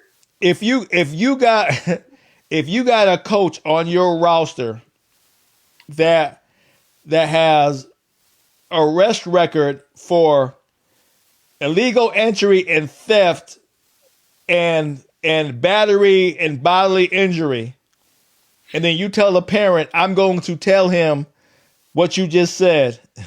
After reading that, do you think they're going to probably not do it if you're not into confrontation? I mean, I wouldn't do it. I would think twice about it, probably. And You know what I mean? if you're a father or a husband and you got a daughter, I mean you got a son, daughter, wife, you know what I'm saying? You got to choose your battles carefully. You know what I'm saying? So, Oh, I am. That's the other thing, right? Like my kids are all basically adults at this point, so it's like the pressure is not what it used to be. You know what I mean? well, on top of that, we got a platform. You know what I'm saying? We can go live in a skinny minute. We can go. I shit on somebody for 6 hours one time. He came at me crazy. I said, "Oh, you want to fight? Okay, well, I don't know where you are. You ain't saying no names. Well, let's fight." Right? 6 hours later, trust me, I'm prepared for the smoke now. Don't get it twisted. I'm the guy you call. I Hey, am the guy. I'm the guy you call. I only work 40 hours a week anymore. I got time. Yeah. I got time. Yo, the right kind of smoke, I'm all for it. I take crap personal, but the right kind of smoke, I'm there for it. I'm there for it. Because if not us, then who? Right? If we're not willing to step up, how can we expect any other men to step up? I agree. Safe Sport should get involved. These are literally the kind of allegations that Safe Sport exists to prevent. Do Safe Sport even know about it? I've heard that some people have submitted letters to Safe Sport, and I know Okay. people are engaging. And I've heard from people doing it that they are engaging USA Wrestling as well. Oh, yeah. I would. You know So what? I would have thought it had reached that level by now because it was such it a has. high profile situation, and who It they mess has. with, and how big that situation is, that it would have reached USA Wrestling and all the big, all. But so far I haven't seen it. I gotta look again, but I haven't seen it yet. It's my understanding is it's happening in the background, Okay. right? Because like I said, like I only know some of this stuff, like him being suspended and all this other stuff, because I have a network in the state of people I can talk to, right? But because no one's being like no one's putting out statements, no one's putting out updates publicly. Yeah. So it's like I don't know if that's just because the IHSA wants to do their investigation quietly so they can gather what they need to gather to get as little interference as possible. I don't know. I don't know the reasonings for it, but there's not a lot of public information out there as far as status, where we're going, what's happening, right? I can only tell people what I know because I have a network of people in the know that will give me some stuff, and they'll Well, tell me what I can and can't say. You know what I mean? But well, like I said, I don't know everything about the schools and wrestling boards and all that kind of good stuff. All I want to know is who on these boards that are not stepping up and making sure kids are protected. That's the first thing. If we don't got the right people on these boards to protect these kids, they need to be off these boards and get people. They're supposed to be the line of the line of defense against any of this bullshit because they don't got any personal stake in it. They should be, hey, we're here to make sure none of that crap happens. There should be a bunch of hard hitters on the board that go, you go too far, shit coming. But apparently a board is the comfortable seat to get. Maybe get a couple of dollars, get a tax break. Who knows? we know how it goes, dude. Nobody, like 10 people vote in the school board elections. You know what I mean? Like people don't pay attention to local elections, so local politicians get away with friggin' murder. Okay, well, there you go. Well, there you go. That obviously that makes sense because we're seeing it. We're seeing it now. We're seeing it now. Yeah, like Right. people are too worried about. Oh, I got to vote for the president of the United States. No, you don't. Vote for your local school board. Vote for your township. Vote for your mayor, your city council. Those are the people those are the people who destroy your lives because they're the closest ones to you, and they take a bunch of your money and do nothing with it. Yep. Like federal elections are like bare minimum. Like they're not the federal government's not paying for your fire departments, your police, and your schools, dude. The things that directly affect you. Well, you know what? Hey, hold on. I'm talking to the chat. Chat, you mean to tell me there is nobody else that can replace Chris to do a better job? Nobody. There is no other coach that you guys know that would do a better job than this mother effer named Chris. Not one. You can't think of nobody. I mean, to be fair, They said who's the mayor? That's funny. Andrew Howe over at Hanover Central is doing a pretty goddamn good job. Okay. There's Andrew Howe's a national champion. Something Chris Fleeger never was. Is he reach? Well, I don't know if he go to that school. That school's a hotbed right now. But No, I'm just saying. Yes, there's plenty of people that could replace him. and Right. like I said, would it be that costly for all those kids to go to a different gym or in the meantime, and a different club in the meantime to the situation get fixed? For Because their we mental don't health, want the kids being collateral damage, which they can be. for their mental health, absolutely not. And to be honest, if if you have the talent to be good at wrestling, you'll be good at it regardless. Like, it's it's not that serious. Gotcha. Like, Crown Point's right there. Hanover Central's got a great coach. I mean, Hanover Central's got an NCAA national champion coaching them, bro. Like, what are we talking about right now? Like Penn has a wrestler who made the Olympics. It has plenty of D1. There's D1 wrestlers coming out of all kinds of programs in Indiana. It's not like there's not other good coaches. Like Indiana churns out great Division I wrestling talent.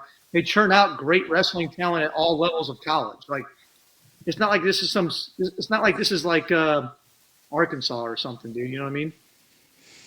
Well, I mean, it's sad that this is the state we're in 2026, right? That this situation can go under the radar for so long, be this bad, and we're just now learning about it only because a high profile person got effed with. That's the only reason this thing ever came out. And that's the scary part. Now we know, now we're doing something about it, but we would never had known. He'd have been able to do this crooked crap for years, maybe even decades, before enough parents got together or made enough stink or talked to the right person or the right information got out before this thing would have became public. That's the scary part. Well, and you're right, because this is the longest he's been in one spot like his whole life. Oh, well. Like everywhere else he's been, it's been 3-4 years max. Leaves, and then the place burns to the ground within 2 years after he leaves. Well, over there, he was breaking and entering and stealing. Over here, he had a hustle. There wasn't no reason for him to leave here. He got a hustle going on. He got people backing him for that hustle. You know what I'm saying? He finally found a home where everybody was around him was illegal to him. He was home. He had a home for the debauchery. That's why he didn't have nowhere to go. That's the main reason. Run a background check if you want a good laugh. Yeah, I've seen that background check. I've seen that background check. It's pretty buck wild. We just got two little clips up here. We can imagine how deep this crap goes. I didn't know someone could have an 11-page background check. Really? It's 11 pages. And oh shit. And nobody checked. They either checked it and ignored it, or they didn't. that got to be a crime in itself. 11 pages, bro. Now, here's the scary part. If you didn't do it for him, who else did you do it for? We don't know who's in this school. We don't know who's around these kids. Based off this, feels like a good old boys club over there. You know what I'm saying? Good old boy ain't the word, right? What if Chris ain't the worst of it? That's the scary part. What if Chris ain't the worst of it? But we don't know because nobody's looking. We don't even know because nobody's looking. Didn't even think about that. Yep. Nobody's looking to even justify. He may be the least of the bunch. Yeesh. Yeesh. Yeah. It's scary when that sinks in, ain't it? And you got daughters, young sons, impressionable, still believe in adult authority and all that kind of good stuff. Easy to follow instructions, don't question somebody picking you up or you going on the bus, right? You going to all these homes we don't know about, all these makeshifts, who knows? Now, granted, I'm just throwing shit out there. You know what I'm saying? And what's crazy? There's probably somebody like this in every single state. Yeah, you just said it. Another town was doing the same portal he's doing. But they had I they had a didn't school know, district with integrity. I didn't know that your people were housing kids in their home. I didn't know that. What the chat say? His DUI mugshot looking like a meth lab bus.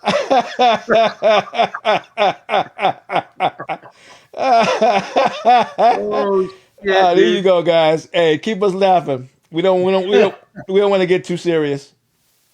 We don't want to get too serious. Oh man. Hey, we appreciate it, y'all. Hey, the chat on it, y'all. The chat on it. Hey, The chat. chat. You guys got anything to add to this? Because at some point we have to actually talk about what our podcast normally talks about for our regular fans.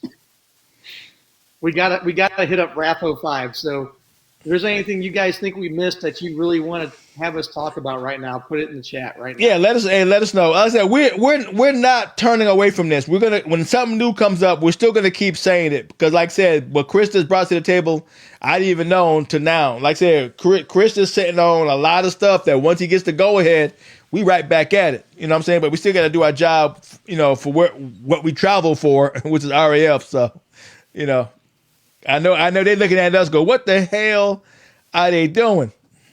But hey, this is worth talking about, so we gonna do it. I mean, we gotta still provide the stories that our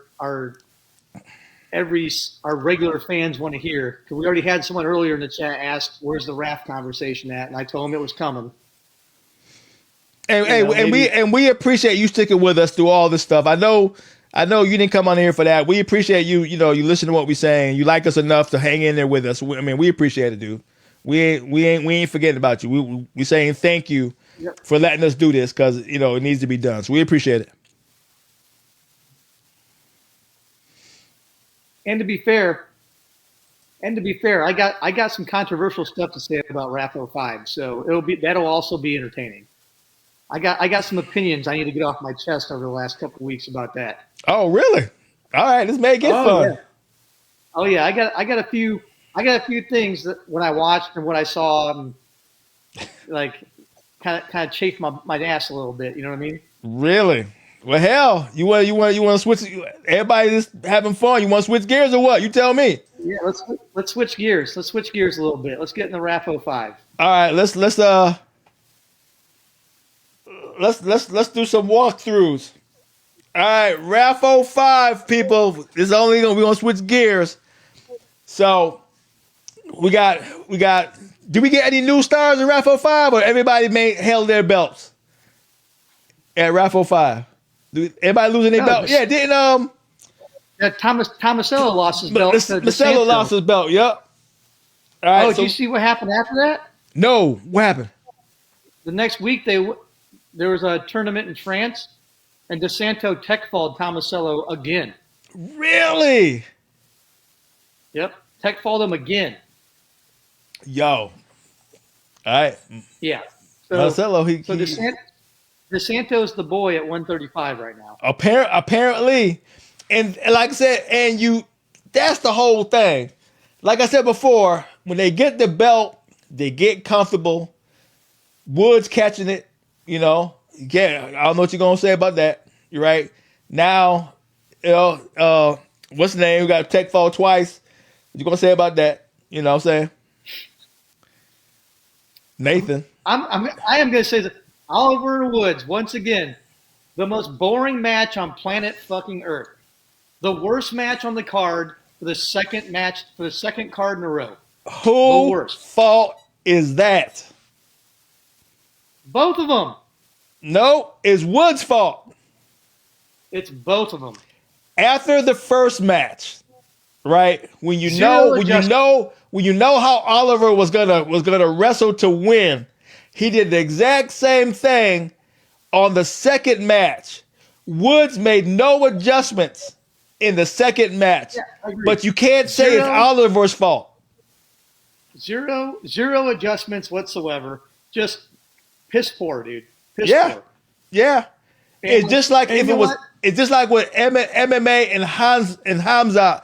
If he was to fight DDP again and did the exact same thing to DDP and DDP didn't make any adjustments, that's DDP's fault. Why change a winning strategy? Oliver did not have to change his strategy to beat Woods. That's Woods' fault. After Chris get back from freezing up, that Walmart Wi-Fi you got. No, man, I hate Walmart. No, but yeah, I agree. Like it's bad coaching, which I hate to say because the Michigan has a great program and I love their coach. Yeah. But like when you watch that film, how do you not come up with some way to do something different? Like it was a carbon copy. That match was exactly the same as the first one. Mm-hmm. And notice, Raph filled out that weight class really fast. They added a whole bunch of new dudes to that weight class because they're like, we can't have these two being the face of this weight class anymore because it's abysmal. Well, the thing about it is they made the rematch. They could have broke it up and let Oliver fight somebody else, win or lose the belt, then put him back in there with Woods, but he didn't do that. So you can't really even blame Oliver and Woods for that. It was Izzy who made the decision to double back. They had no choice but to do a rematch because they had nobody in the weight class because you can't give Bo Bassett a belt shot yet. Yeah. Okay. Fair point. You can't because you have to milk his popularity, let him beat 4 or 5 different dudes, and then let him get his belt. So it looks like he earned it. Well, you right. I don't even know when they're gonna give Bo a title shot because they got too many takers for him to fight. All these MMA guys he's been calling out, they gonna start lining up because Bo is a moneymaker. Bo Bassett is a moneymaker. That's the high profile. That's the whole high profile matchup. No matter who you. He is so popular now. You can put stars in there with him, and it's fair game. Fair game. Yes, and on the flip side, there's now a full weight class for him to actually wrestle. Matter of fact, do you have the list on? You have the list on you? Rattle them off right quick if you got them. Yeah, you got it's on our Instagram.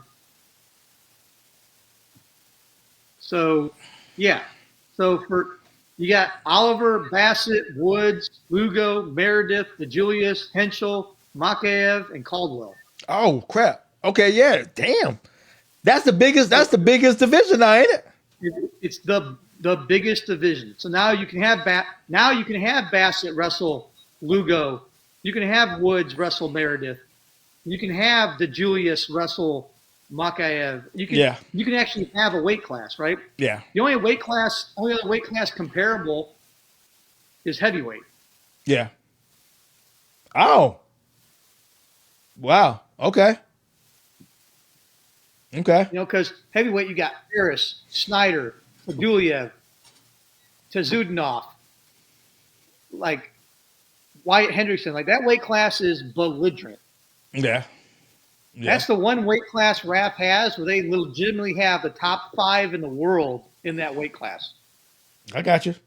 Like they're only missing the Iranian. If they get the Iranian, they'll have all of the top heavyweights in the world signed to Raph. Gotcha. And then that's a legitimate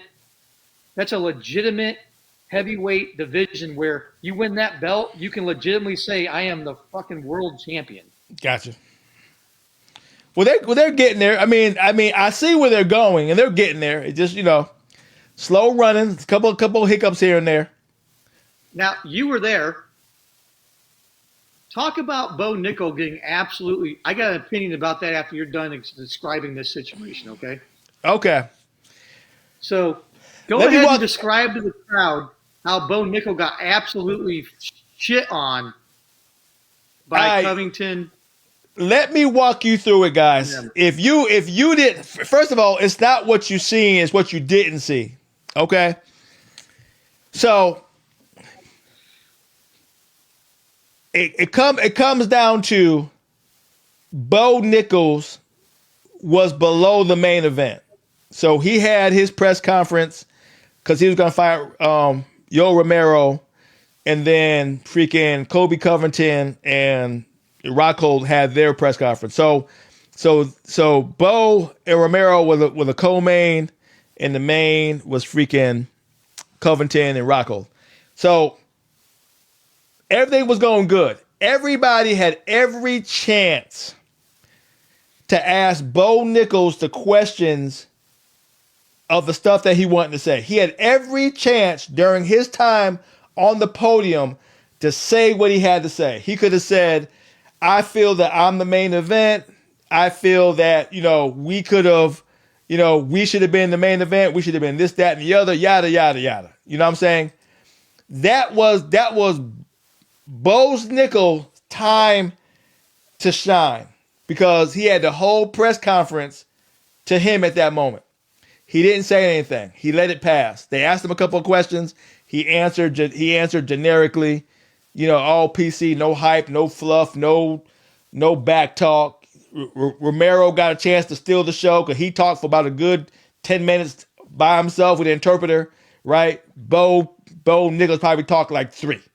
You know what I'm saying? So he let Ro Romero steal the show there. So that's how it was, right? We was already like, okay, well, whatever, right? Then Kobe Covington and Rocco was on there, right? And they was asking Rocco and Covington all the good fun questions, and it was talking shit and having a good time and yada yada yada, right? And then Bo Nickal did the unforgivable, right? Opened his mouth. He decided to go at Kobe Covington from the stands. It wasn't like he was on the podium side by side on equal playing fields, right? 2 top guys side by side. It was Covington's time. Bo was in the crowd, so you didn't know where Bo was.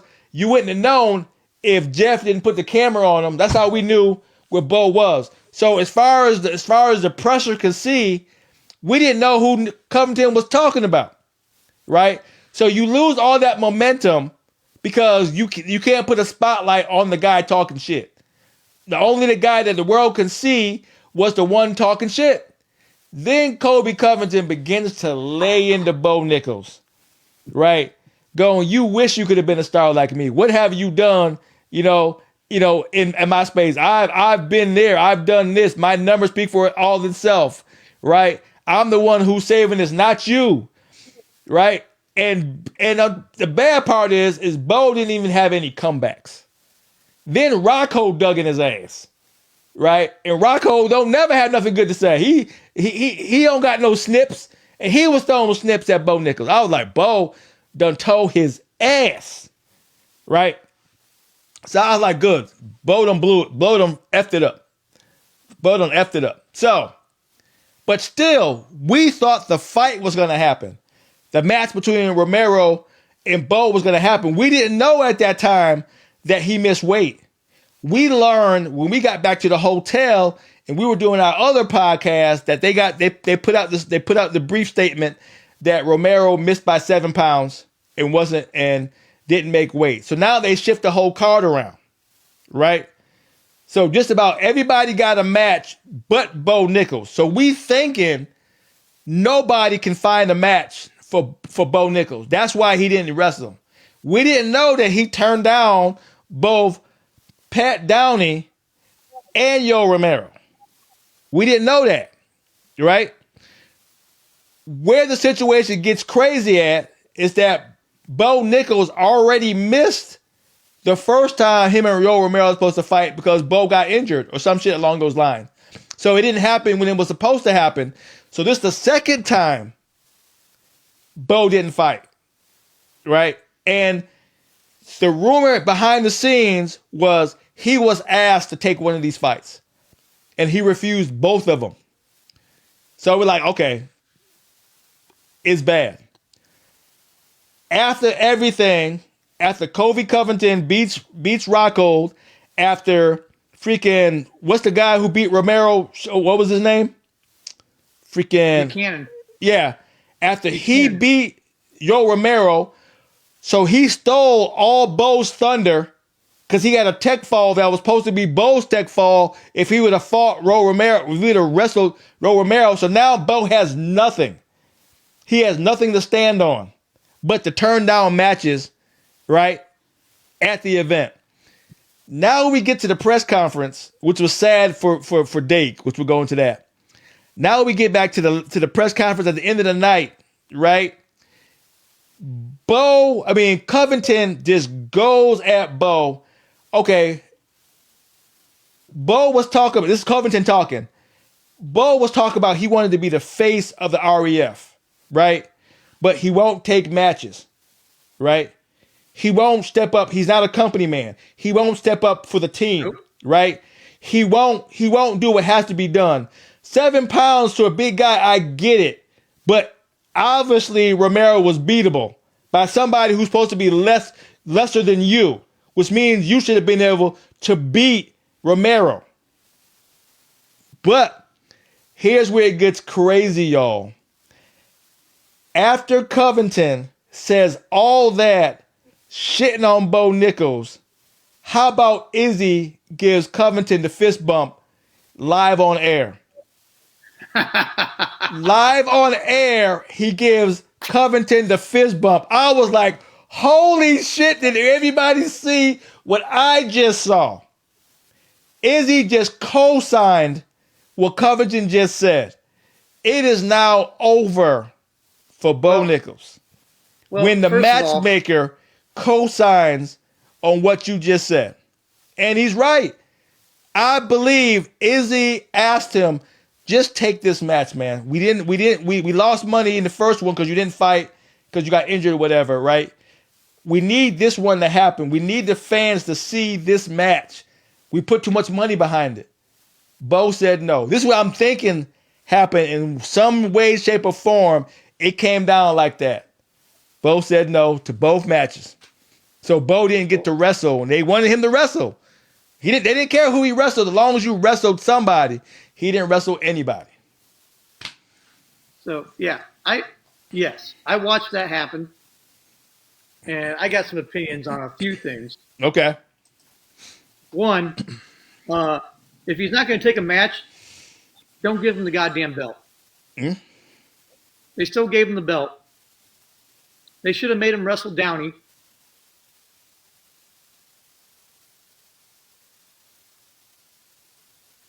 Chris, they should have made him wrestle Downey. They should have made him wrestle Downey, who made weight in his weight class. Yep. To earn a belt. Yep. You don't just hand someone a belt because the other dude missed weight. First of all, that's not what you do. And to be fair, Buchanan made weight too. Yeah. And Buchanan took the fight with Romero like he was supposed to. Mm-hmm. Because Downey already wrestled Romero. Mm-hmm. Right? So, Bo's kind of a bitch for not taking a match. He's a bitch. Mm-hmm. And the other point is, the face of RAF is Kyle Dake. It's not Bo Nickel. It's not anybody else. It's Kyle Dake through and through. Everybody knows that. The face of RAF is Kyle Dake. Okay, let me pause you for 1 second, right? You are right. When it comes to wrestling, Dake is the face, right? But when it comes to popularity, Covington was the face. They didn't ask Dake any questions on their own. I hate to say this. They had to kind of be prompted to go, hey, we got everybody up here, ask Dake questions, ask everybody questions, you know. So Wesley asked Dake a question, and one other person asked a question. 99% of every other question was to Kobe Covington, Chad, and Izzy. Dake only got two questions, and he won his match, and it was a good match. It was a match. It was a match of the night, and no one wanted to ask him questions. He had the most entertaining match of the entire event. I agree. Every time Kyle Dake wrestles, every time Kyle Dake's wrestled in RAF, the match has been entertaining. I agree. Every time. They need to get him. They need to get him in the room and go, you need to get live. like I said, he's very PC. He's very respectful. He doesn't heat it up. He's a great. He talks good though. He's a very good talker. Now, He need to heat it up though. I'll tell you this. I better see Bo Nickel versus Colby Covington at some point in RAF. That better happen. Well, that's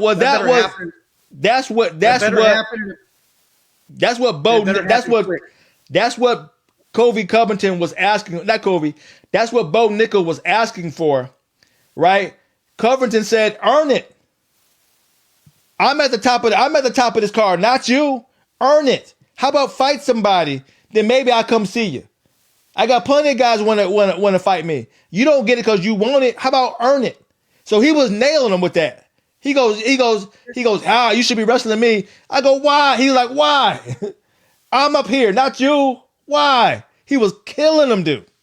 Killing him. Which is super jacked because he has a belt.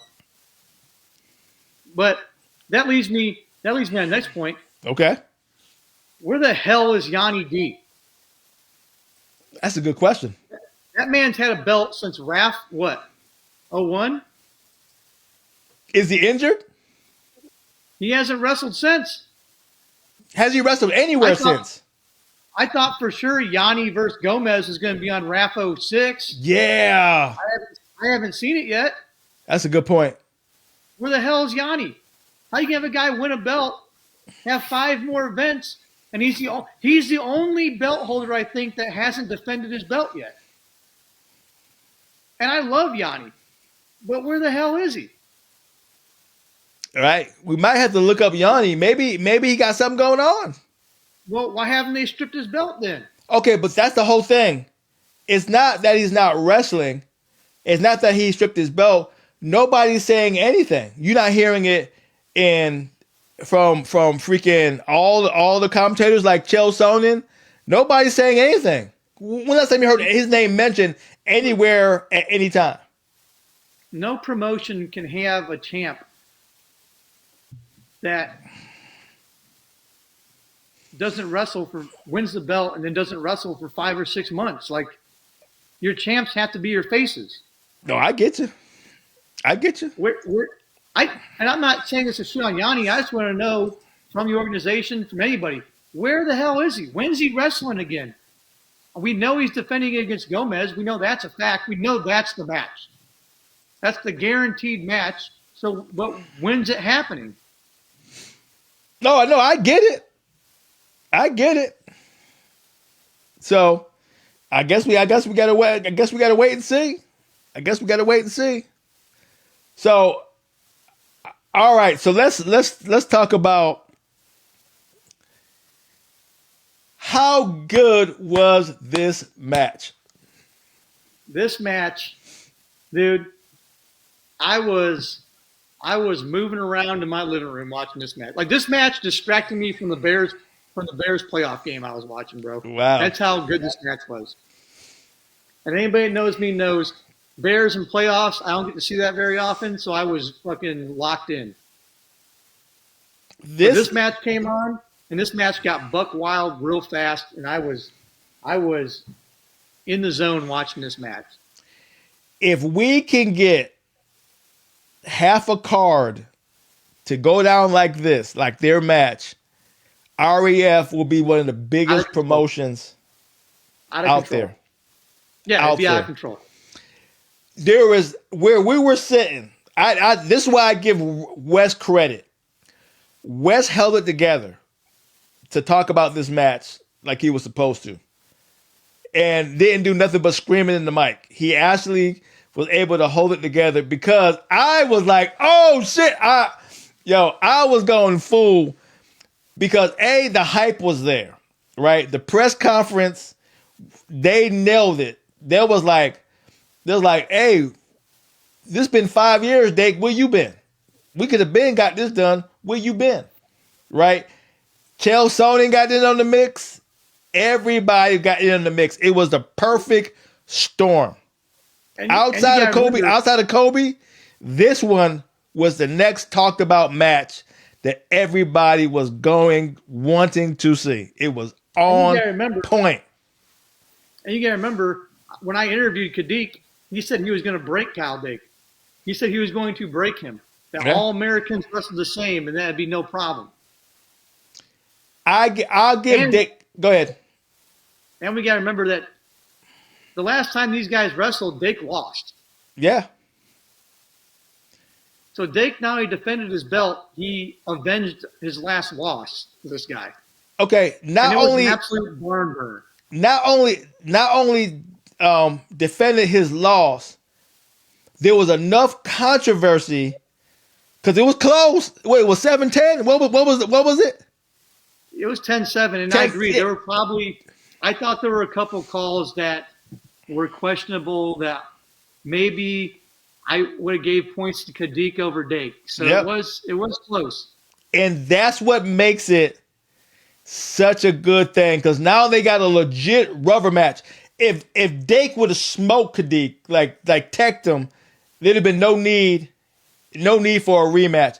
But they had enough controversy and it was so close that the next one is going to be through the roof. It may just be the biggest match in RF history if they run it back this year. But I don't think they're going to. Why you say that? Because I said this year. I ain't say like next month. I said this year. But I noticed Kadik dropped down to weight. Oh, Kadik's wrestling at RAF 06 in the weight class below this one. that's right. Right. But I don't know if that's just to get the matchup, get a match they want to have, or if that's a permanent move for Kadik. No, he's probably doing it because Dake has been wrestling a lot. They probably gonna give Dake a little rest. You know what I'm saying? Kadik gonna go down, get back in the win column, and then have this conversation because that match was too close and too good with just enough controversy to let this go. There, Izzy and Chang gonna let it go. It's too big. I disagree with that whatsoever. I think they should do it again. Yeah. But then also the Valencia Jackson match was a good bounce back for Valencia. Yeah. I was, you know, I had mixed feelings. I thought Nate was gonna be able to take him. That's what I mean. It was a good bounce back for Valencia because he came back, be a legit opponent, was never really in danger. Yeah. Seemed like he controlled the match. Like it looked more like not giving up points is what Zahid Valencia does. Yeah. And so he did what he needed to do against the right opponent to get back in the conversation. Yeah, I think in my rankings I had him at 2. Yeah. I think I got him. Yeah, I got him behind Kikaisen because Kikaisen beat him. Yeah. But even with that being said, I would still make Dake's next title defense against Valencia. Yeah. How soon? How soon? Maybe at RAF 07. I'm Okay. actually surprised. They're not doing it at RAF 06 because Valencia went to Arizona State, and that's where RAF 06 is at. Okay. Interesting. Even though he did his last year at Oklahoma State, he spent 4 years at Arizona State. And I believe his little brother wrestles Arizona State too. I think, based off what we're seeing right now, Dake has a PR problem. He needs hype. I mean, you said the match, and I was like, oh shit. It's a solid match. You know, Dake versus Kadik did what it's supposed to do. Right? Dake needs that. He needs an shit match. The best thing about the Dake versus Kadik thing being that wild is that was a wrestling purist match that was also extremely entertaining. Yeah. Like that was perfect. That was a match that wrestling fans wanted to see from a wrestling perspective, that the casual fan was like, "Oh my God, this is crazy." Yep. That's That match right there is actually what the entire point of Wrath is. To Yeah. take wrestling matches that wrestling fans want to see and have them be so entertaining that the casual fans like, that was sick. Yeah. That's the entire. All right, wait for Chris to come back. All right, say it again. You froze. That's the entire purpose of this. Yep. That's the entire purpose of this promotion. It delivered in the way that everybody in their mind hoped that it would. Outside of freaking Tomasello and what's his face? DeSantos. Outside of that one, the upset being what it was, Dagan Kadik went down like we were praying it was gonna do. No one delivered it better than this match. No one. 100%. Yeah, because most of the matches, besides the Valencia match, every other match was basically a tech fall. And that's what I mean by Dake has a PR problem. His match was so good, he should have got flooded with questions at the presser at the end, and he didn't. That I was like, okay, shit, that's a problem. That's a real problem. That no one didn't have enough to say about that match. Just congratulating them on such a great match. That should have been, hey man, you did a great job. What's next for you? There should have been tons of that. Wasn't. Right? After Kadik, who do you want? Who do you think will be the next? I mean, West did ask him that question, but like I said, it wasn't like he gave a textbook. Anybody who wanted can get it type of you know what I'm saying? That wasn't good. Stop doing that. You know what I'm saying? Stop doing it. These guys got to learn to build their own hype. But part of it is wrestlers aren't used to that situation. They're still trying to figure it out. But what wrestlers have to understand is stop thinking about saying what people want to hear. Just say what the hell you want to say. Shoot, Kadik told at the press conference he don't even speak English. Exactly. He's like, I've been around for 5 years. Where you been? That's gold. That's gold. So, well, that's what the Daggies do, though. The Daggies talk shit. That's what they do. But we're Americans. It's supposed to be in our DNA. Yeah, well, Russians are also kind of crazy, dude. Let's be real with ourselves. Yeah. Russians have a few screws loose, dude. Like they're probably some of the craziest people on planet Earth. Yeah. So they're good. They're good at running their mouths too. Okay. Did Caden build his stock or what against Bo Bassett? I mean, he took him down. Got the first 4 points in the first half of the match. I don't give a damn. Yeah. Everybody lost their mind when that happened. Yeah. He took him down. And I was like, yeah, we even watched it through the screen. I was like, oh, shit. Yeah. I didn't expect him to take him down. Now, don't get me wrong, Bo. If Bo made the point, I go, okay, you try to make me look bad? Watch this. And then he fucking smoked him. I was like, holy shit. Bo put the work on him after that. Got 14 quick. I was like, shit, that's impressive. But yeah, he took him down. I told Caden before they wrestled, I said, man, you can't lose, even when you lose. You're going to win all the way around with this one. He goes, yeah, I know. And then he gets 4. Then he gets 4 on Bo in the first half. I go, okay, he's gold. He's gold. Yep. He's gold. He got that. He took him down once. That's all he needed to do. Yeah. I was like, oh. Yeah. Oh, okay. Yeah. Okay, Caden. Yeah. Okay. And I guaranteed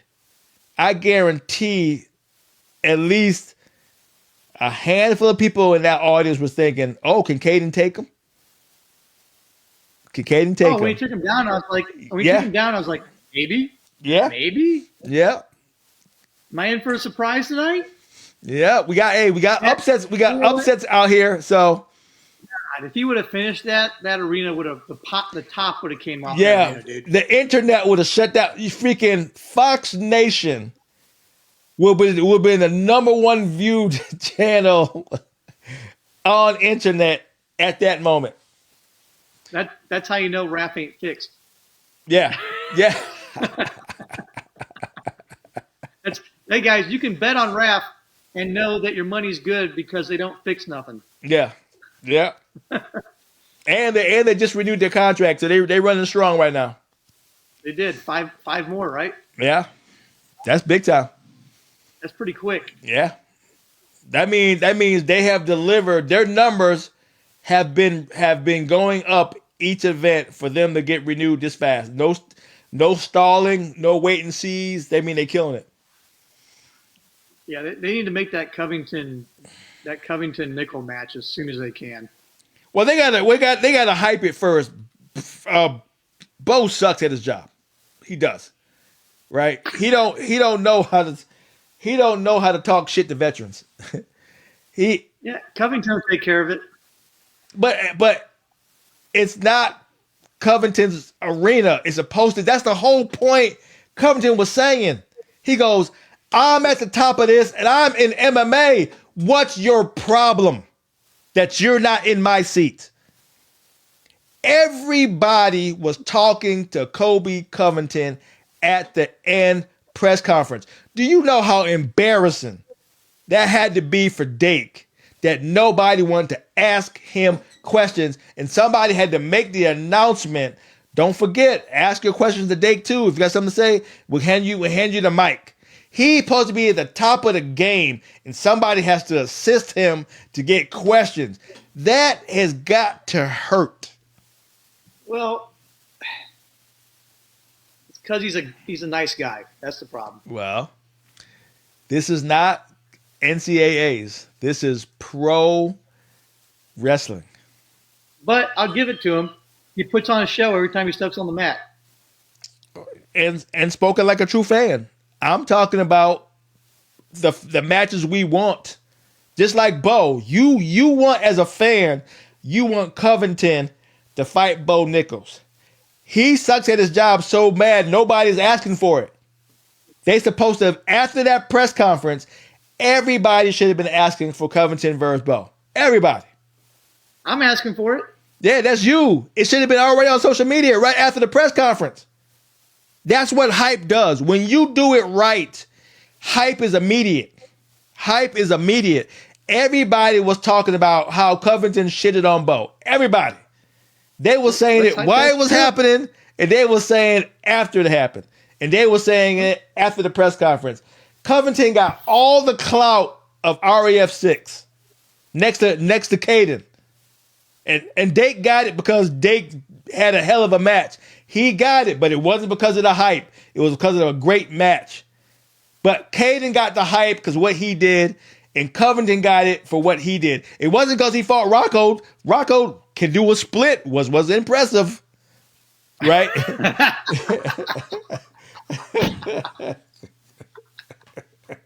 Yeah, to be that old and be able to do splits, that's Yeah. crazy. I can barely touch my goddamn toes. I was like, he is defending that takedown through a split. I was impressed with that. Outside of that, the match sucked. Right? Covington sold it everywhere else. We all knew it was going to, though, right? Yeah. We all knew that match was going to suck. But here's the thing. It was still better than freaking Chandler and Mendez. Well, yeah. You see, they got Mendez wrestling at 06? Yep, against Henderson. I'm looking forward to that. That might be good. Henderson can get it. Henderson can go. I don't know. He's kind of old now, Yeah, but he might be still. He might be to get it. Benson's always been a little crazy. Yeah. And he can. And well, he don't talk that much shit, but we'll see what he does. He might be able to make a little name for himself at RAF. I think so. So we got some interesting stuff popping off, man. This REF is doing it. REF is effing doing it, man. I don't got nothing bad to say, and I wasn't expecting none of it. Yeah, Just got a couple things I got to hash out, but I've been thoroughly impressed by what Raph's been able to accomplish in the time they've been able to accomplish it for sure. Well, like I I've been said, entertained every event I've been to has been entertaining. you're doing a great job with your rankings, and they're pretty good rankings. I said, okay, yeah, that makes sense. Here's how good a job you're doing. It makes sense to me, and I'm not even in it like that. Where I knew. Okay, yeah, I just saw this last fight. I get that. That makes sense. It made sense to me. So you're doing a good job. You're doing a good job. Thank you. So all the diehards like you will go, yeah, these rankings are great. You know what I'm saying? So even the casuals can get it. I want them to be legit rankings. I don't want them to just be because I feel like doing something. I want them to be like, no one else is doing them but me. So I got to make sure they're as good as I can make them. You know what I mean? Well, when they see how bad the UFC is doing with their rankings, they're like, fuck it, let's not even go down that road. Well, the UFC doesn't even pay attention to their rankings. Let's be real. Yeah, that's the whole point, because they're doing matchmaking based off some popularity, some feel. You know what I'm saying? So yep. they know when to make the right matches, like Dake versus Kadik. That's the right match to make. Ain't no getting around it. You know what I'm saying? But then you get a couple of busters. Like, oh, why is that there? But But the reason I liked the Dake Kadik was, even in my rankings, I had Kadik as number one contender, and the match proved it. Yeah. Now that Kadik's down. Hey, wasn't Kadik? Wasn't this debut? Yep. So debut for a title shot. That's saying something. But then again, it was the right match to make, so we can't argue with it. It was. And like I said, when they signed him, when they said that match was happening at RAF 04, I put Kadik as number one contender, not just because he was wrestling for the belt, but because I felt he was the best wrestler in that weight class besides Dake. Yeah. And the match proved the hype right, my rankings right, proved everything right. It was absolutely the right match to make. Hey, did Giorgio, whatever his name is, that fought Muggsy, did that surprise you? Was that good at wrestling? That Giorgio was that good at wrestling? Yeah. Yeah, honestly. He made it look good. I was like, oh shit. I think what that match proves is that athleticism is not the end-all, be-all of wrestling. You are correct. Hey, but Muggsy gets matches. Muggsy got another one. Muggsy stay wrestling. Now, yep. I don't know if that's good or bad, because he's obviously a gatekeeper, and I don't know if you want to be branded a gatekeeper, but I think there's a point where, Muggsy's a phenomenal hype man for Raph when he's out there on the microphone. And it's not the end of the world to make that his thing. Yeah, it's not. It's not. And to get somebody through the door with somebody who will always step up, which Muggsy will do, is good. Sometimes you got a debuter, you're not 100% sure of the guy yet, so you give him a Muggsy. You know what I'm saying? Or you give him a Pat Downey. Now you may even give him a Quay Guida, depending on how that goes. You know what I'm saying? They just did. Yeah, exactly. I think it's Guida versus Muggsy at 06, right? Was it Muggsy? Yeah, I guess it was Muggsy. I'm almost positive they just matched up Guida and Muggsy. Yeah. Well, hey, Muggsy getting steady paychecks. That's all that matters. I'm saying, though, he's worth that paycheck. Just put him on a microphone. Yeah, he's a great hype guy. I don't know how he is commentating. Where he's at, I think is cool. I don't know if he can deliver a show. No, when I say the microphone, I mean like what he does in between the matches. Oh yeah, hype guy. Yeah, I got you. It's great for the fans, right? Like I got you. Like he keeps the fans engaged in between the match transitions. And I think he does a really good job of that. Mm-hmm.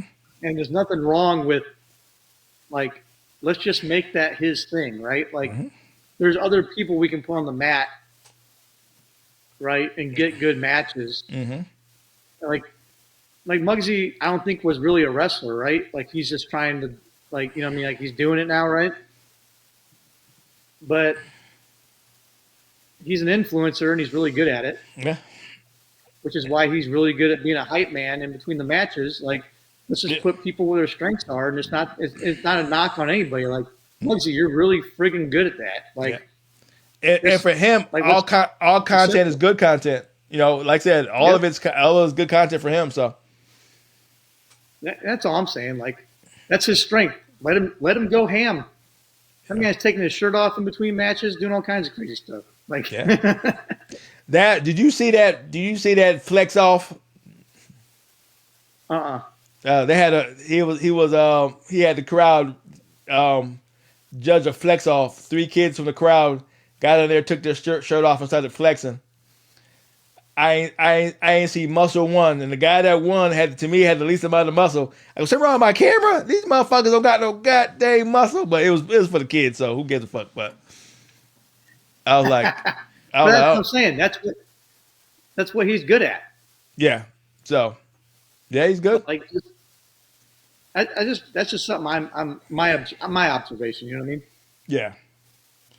And now, now we're getting enough stable guys that, like I said, if Guida sticks with it and he stays on Ralph, because he ain't doing much else. But I still think he's on a UFC roster. I could have swore I thought I saw a fight coming up with him. Could be mistaken. Possible. I could have swore I thought I saw one. So Next week we'll talk about that the Patty Gaethje match coming up on Paramount yeah, on 20. Actually, you know what? Who you got next? That's actually in 2 days. That's on Saturday. oh, well, let's talk on it. What you think? I got Patty. I got Gaethje. Really? Yeah, You think so? yeah. Gaethje kind of old, bro. He old, but he make you struggle for it. You know what I'm saying? Patty got hype, but Gaethje know what he doing. Gaethje know what he doing. I got a good one for you. What's up? I like Song Yadong over Sean O'Malley. Yeah, F Sean O'Malley. I got Song Yadong too. Good, but I think Damn, I thought that was going to be controversial. but pure MMA, yes. Popularity for the next fight to fight Jan is Sean. If it goes to the judges, Sean winning. Yeah, I agree. The UFC wants Sean to win. Yeah. So Dong got to beat the shit out of him and submit him in order for him to win. I got Acosta over Lewis, Sylvia over Rose. That's my big I one. think Rose. I don't think Rose got it anymore. You right on that one. Yeah, I think she's kind of, I think she should leave her shoes on the mat at the end of it. I think it's time for her to retire, to be honest. Yeah, she. Yeah. And don't get me wrong, I would love to see Derek Lewis win because him on the microphone is hilarious. You can't count him out. He's always one punch away from being in the winner's circle. I would love another sweaty balls comment. You know what I mean? Yeah. Like I said, it's tricky because if you wrestle him, you're gonna win, hands down. You take him down, you wrestle him, you won, right? Has Gaethje ever won a belt? No, not in the UFC. I didn't think so. They keep getting him shots and he keeps losing, right? Yeah, but he's losing to the top. He's never lost to somebody he shouldn't have lost to. He's never lost to somebody that wasn't already a belt holder. You know what I'm saying? Well, until he beats Patty, I'm going to say he's the guy that can't win the big one. Well, they want, like I said, but Patty hasn't fought nobody. But they want Patty. Patty is popular. Gaethje shits the bed, with his comments, right? But he knows how to win. You know what I'm saying? Because that Max Holloway fight, put him in the history books. Patty ain't there. Yeah. You know what I'm saying? Patty's a Michael Chandler. Everybody loves Michael Chandler, but his record ain't shit. You know what I'm saying? Well, we got my picks on record now, so we'll have something to talk about next week. Yeah, we sure do. MMA is your thing, but I know you've been holding your own, man. I can't. You've been paying attention. I can't F with you. You ain't podcast. I gotta put my picks out there on record so that you can either say, "Yep, you figured that one out," or "You suck, bro." Like I gotta give you something. You know what I mean? Well, I always got you suck on deck, so never not worry about that. That's always on deck. But like I said, you know me, I've never not gave you your props if you got it right. If you got it right, I'll be like, I hate it, but he got it right. So we'll see. I just do it to make you mad. I just hope I'm right to make you mad. No, you gotta be right in a good one. If it's bullshit, if he goes to the judges, I'm gonna give you shit. But if he gets hands down his ass whoop, I'll be like, damn, dude, I didn't know that was that bad off. I'll really give it to you then. What I'm gonna say if it goes to the judges? A win is a win, baby. And I still got paid out, bro. And I'm gonna cut the podcast off. I'll be like, and that's a wrap, y'all. Good talking with y'all. We'll holler at you later. It could be 5 minutes. It could be 5 minutes into the podcast. You say that bullshit. I say, and we are out. Cut the bitch right off. Fuck this podcast. But I will say, if it went to the judges and I didn't think he should have won, I will say that out loud either way. Even though I was still right, I will admit that it was a hollow victory.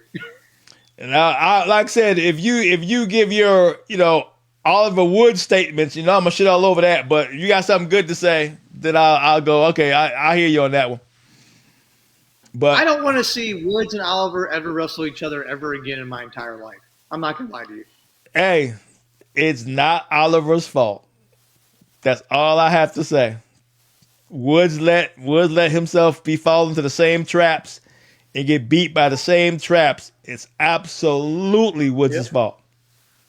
I don't want to see. I don't even care whose fault it is. I just don't want to ever see that match ever again. I do, because like I said, Styles makes matches. If you're not making any improvements, why? If I'm in MMA and all I got to do is wrestle you to win, and you don't do nothing to fix that, it's not my fault.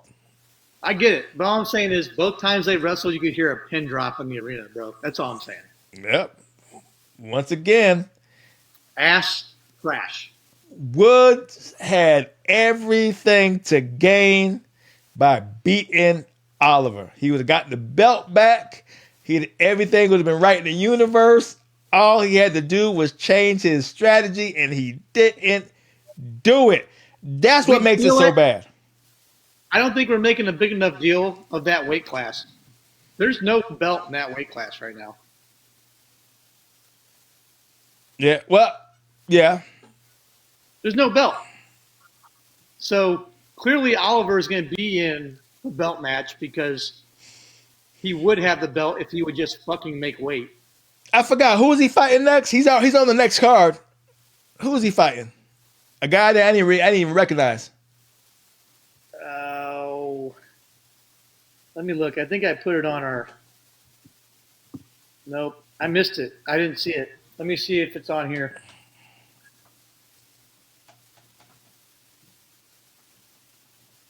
I thought I saw him on there, but I don't remember. Well, we'll say it for the next one. It don't matter. We'll say it for the next one. Well, even then, right? Why are you matching up with somebody and it's not for a belt at this point? Because he got to get his rhythm back. You think they happy that he won but missed weight?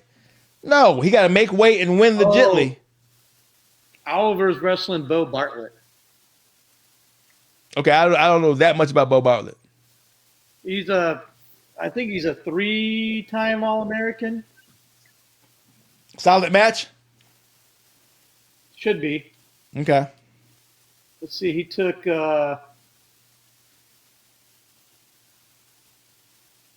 Yeah, he was NCAA runner-up and placed third twice. So he was top 3 in the NCAAs 3 times.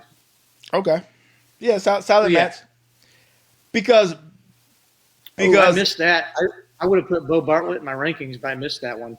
Damn, okay, fucked up. because you can't really get mad at Oliver like you want to. He missed weight, so he fucked up, right? But he was supposed to lose to Woods, and he didn't. So now you can't even shit on him like you want to. He was supposed to lose. That's where I'm at. That's where I'm at. Yep. Like I said, Oliver, if they put a belt on the line in that weight class, assuming Oliver beats Bartlett at '06, Oliver is a requirement to be in that match, regardless of who you put against him. Here's the crazy part. What if Oliver beats Bartlett? What you gonna say about Oliver? He won his last three. What do you put him in the rankings? Like Outside of not having a belt, what do you put him in the rankings? I have him at 1 right now. Okay. All right. I kept him at 1 because he beat Woods again. Yeah. But that's why I'm saying if you have a belt match, he has to be in it. Yeah. Now, whoever his opponent is, I think I have Bassett ranked number 2 in that weight class right now. Okay. Well, shit. Where you put Woods? Was it the end? Eh? 3. I got him at 3? 3. No. Back-to-back losses? The weight class isn't very deep. Oh, okay. There's really no one for me to drop him behind because, like, if you look at it, like, fuck, let's see.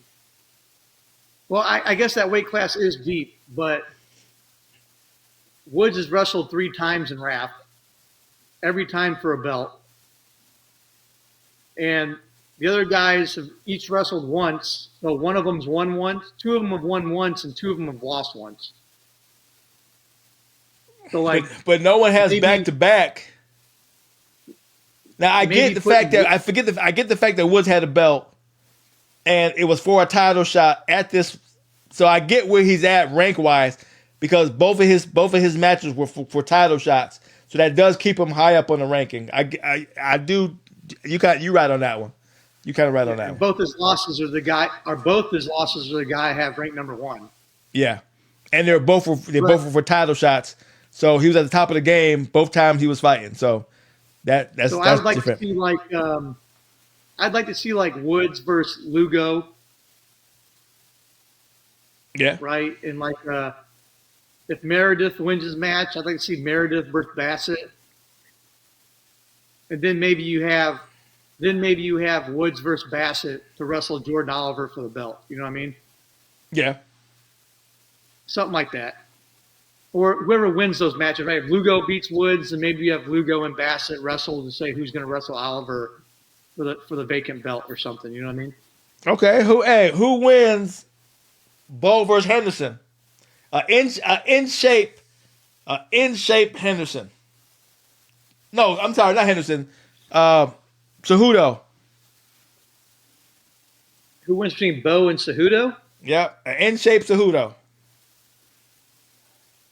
I only take Bo because Cejudo's like 36 years old or something. First off, I didn't even know Cejudo was a legit 135er. Bo said Cejudo got to come up to make weight to fight him. I was what? Yeah, Cejudo's not a big dude. No, he's not. But they'll never wrestle. But actually, Cejudo's heavier than Bassett. Not according to Bassett. Well, Bassett's wrong because Cejudo is a lightweight. Bassett said, "Hey, he gotta come up to wrestle me." I was like, "Really?" Well, Bassett's a featherweight, and Cejudo's wrestling at lightweight. So Cejudo's at 155, and Bassett's at 145. Why? Bassett said 135. That's what even I said. I go. Cejudo's at 135. You sure? He said, "Yeah." I said, "Okay." No, Cejudo's at one. Cejudo's wrestling Faber at 155. Yeah, that's big for Cejudo. That's a lot of weight. Yes, I don't know what Bo was saying. Because think, Cejudo was coming down to 125 to fight Demetrius. Well, Cejudo wrestled From 125 before he even got into UFC, so that makes sense. yeah, but he wasn't coming from 155 though. He had to be coming from 135. I bet you he was coming from 45 down to 25 when he was in UFC. Fair enough. Fair enough. I mean, that's what most of those guys do, right? It's at least a 20-pound cut for most of them, right? All right, let's do it. Let's do it. Let's do a quick wish list.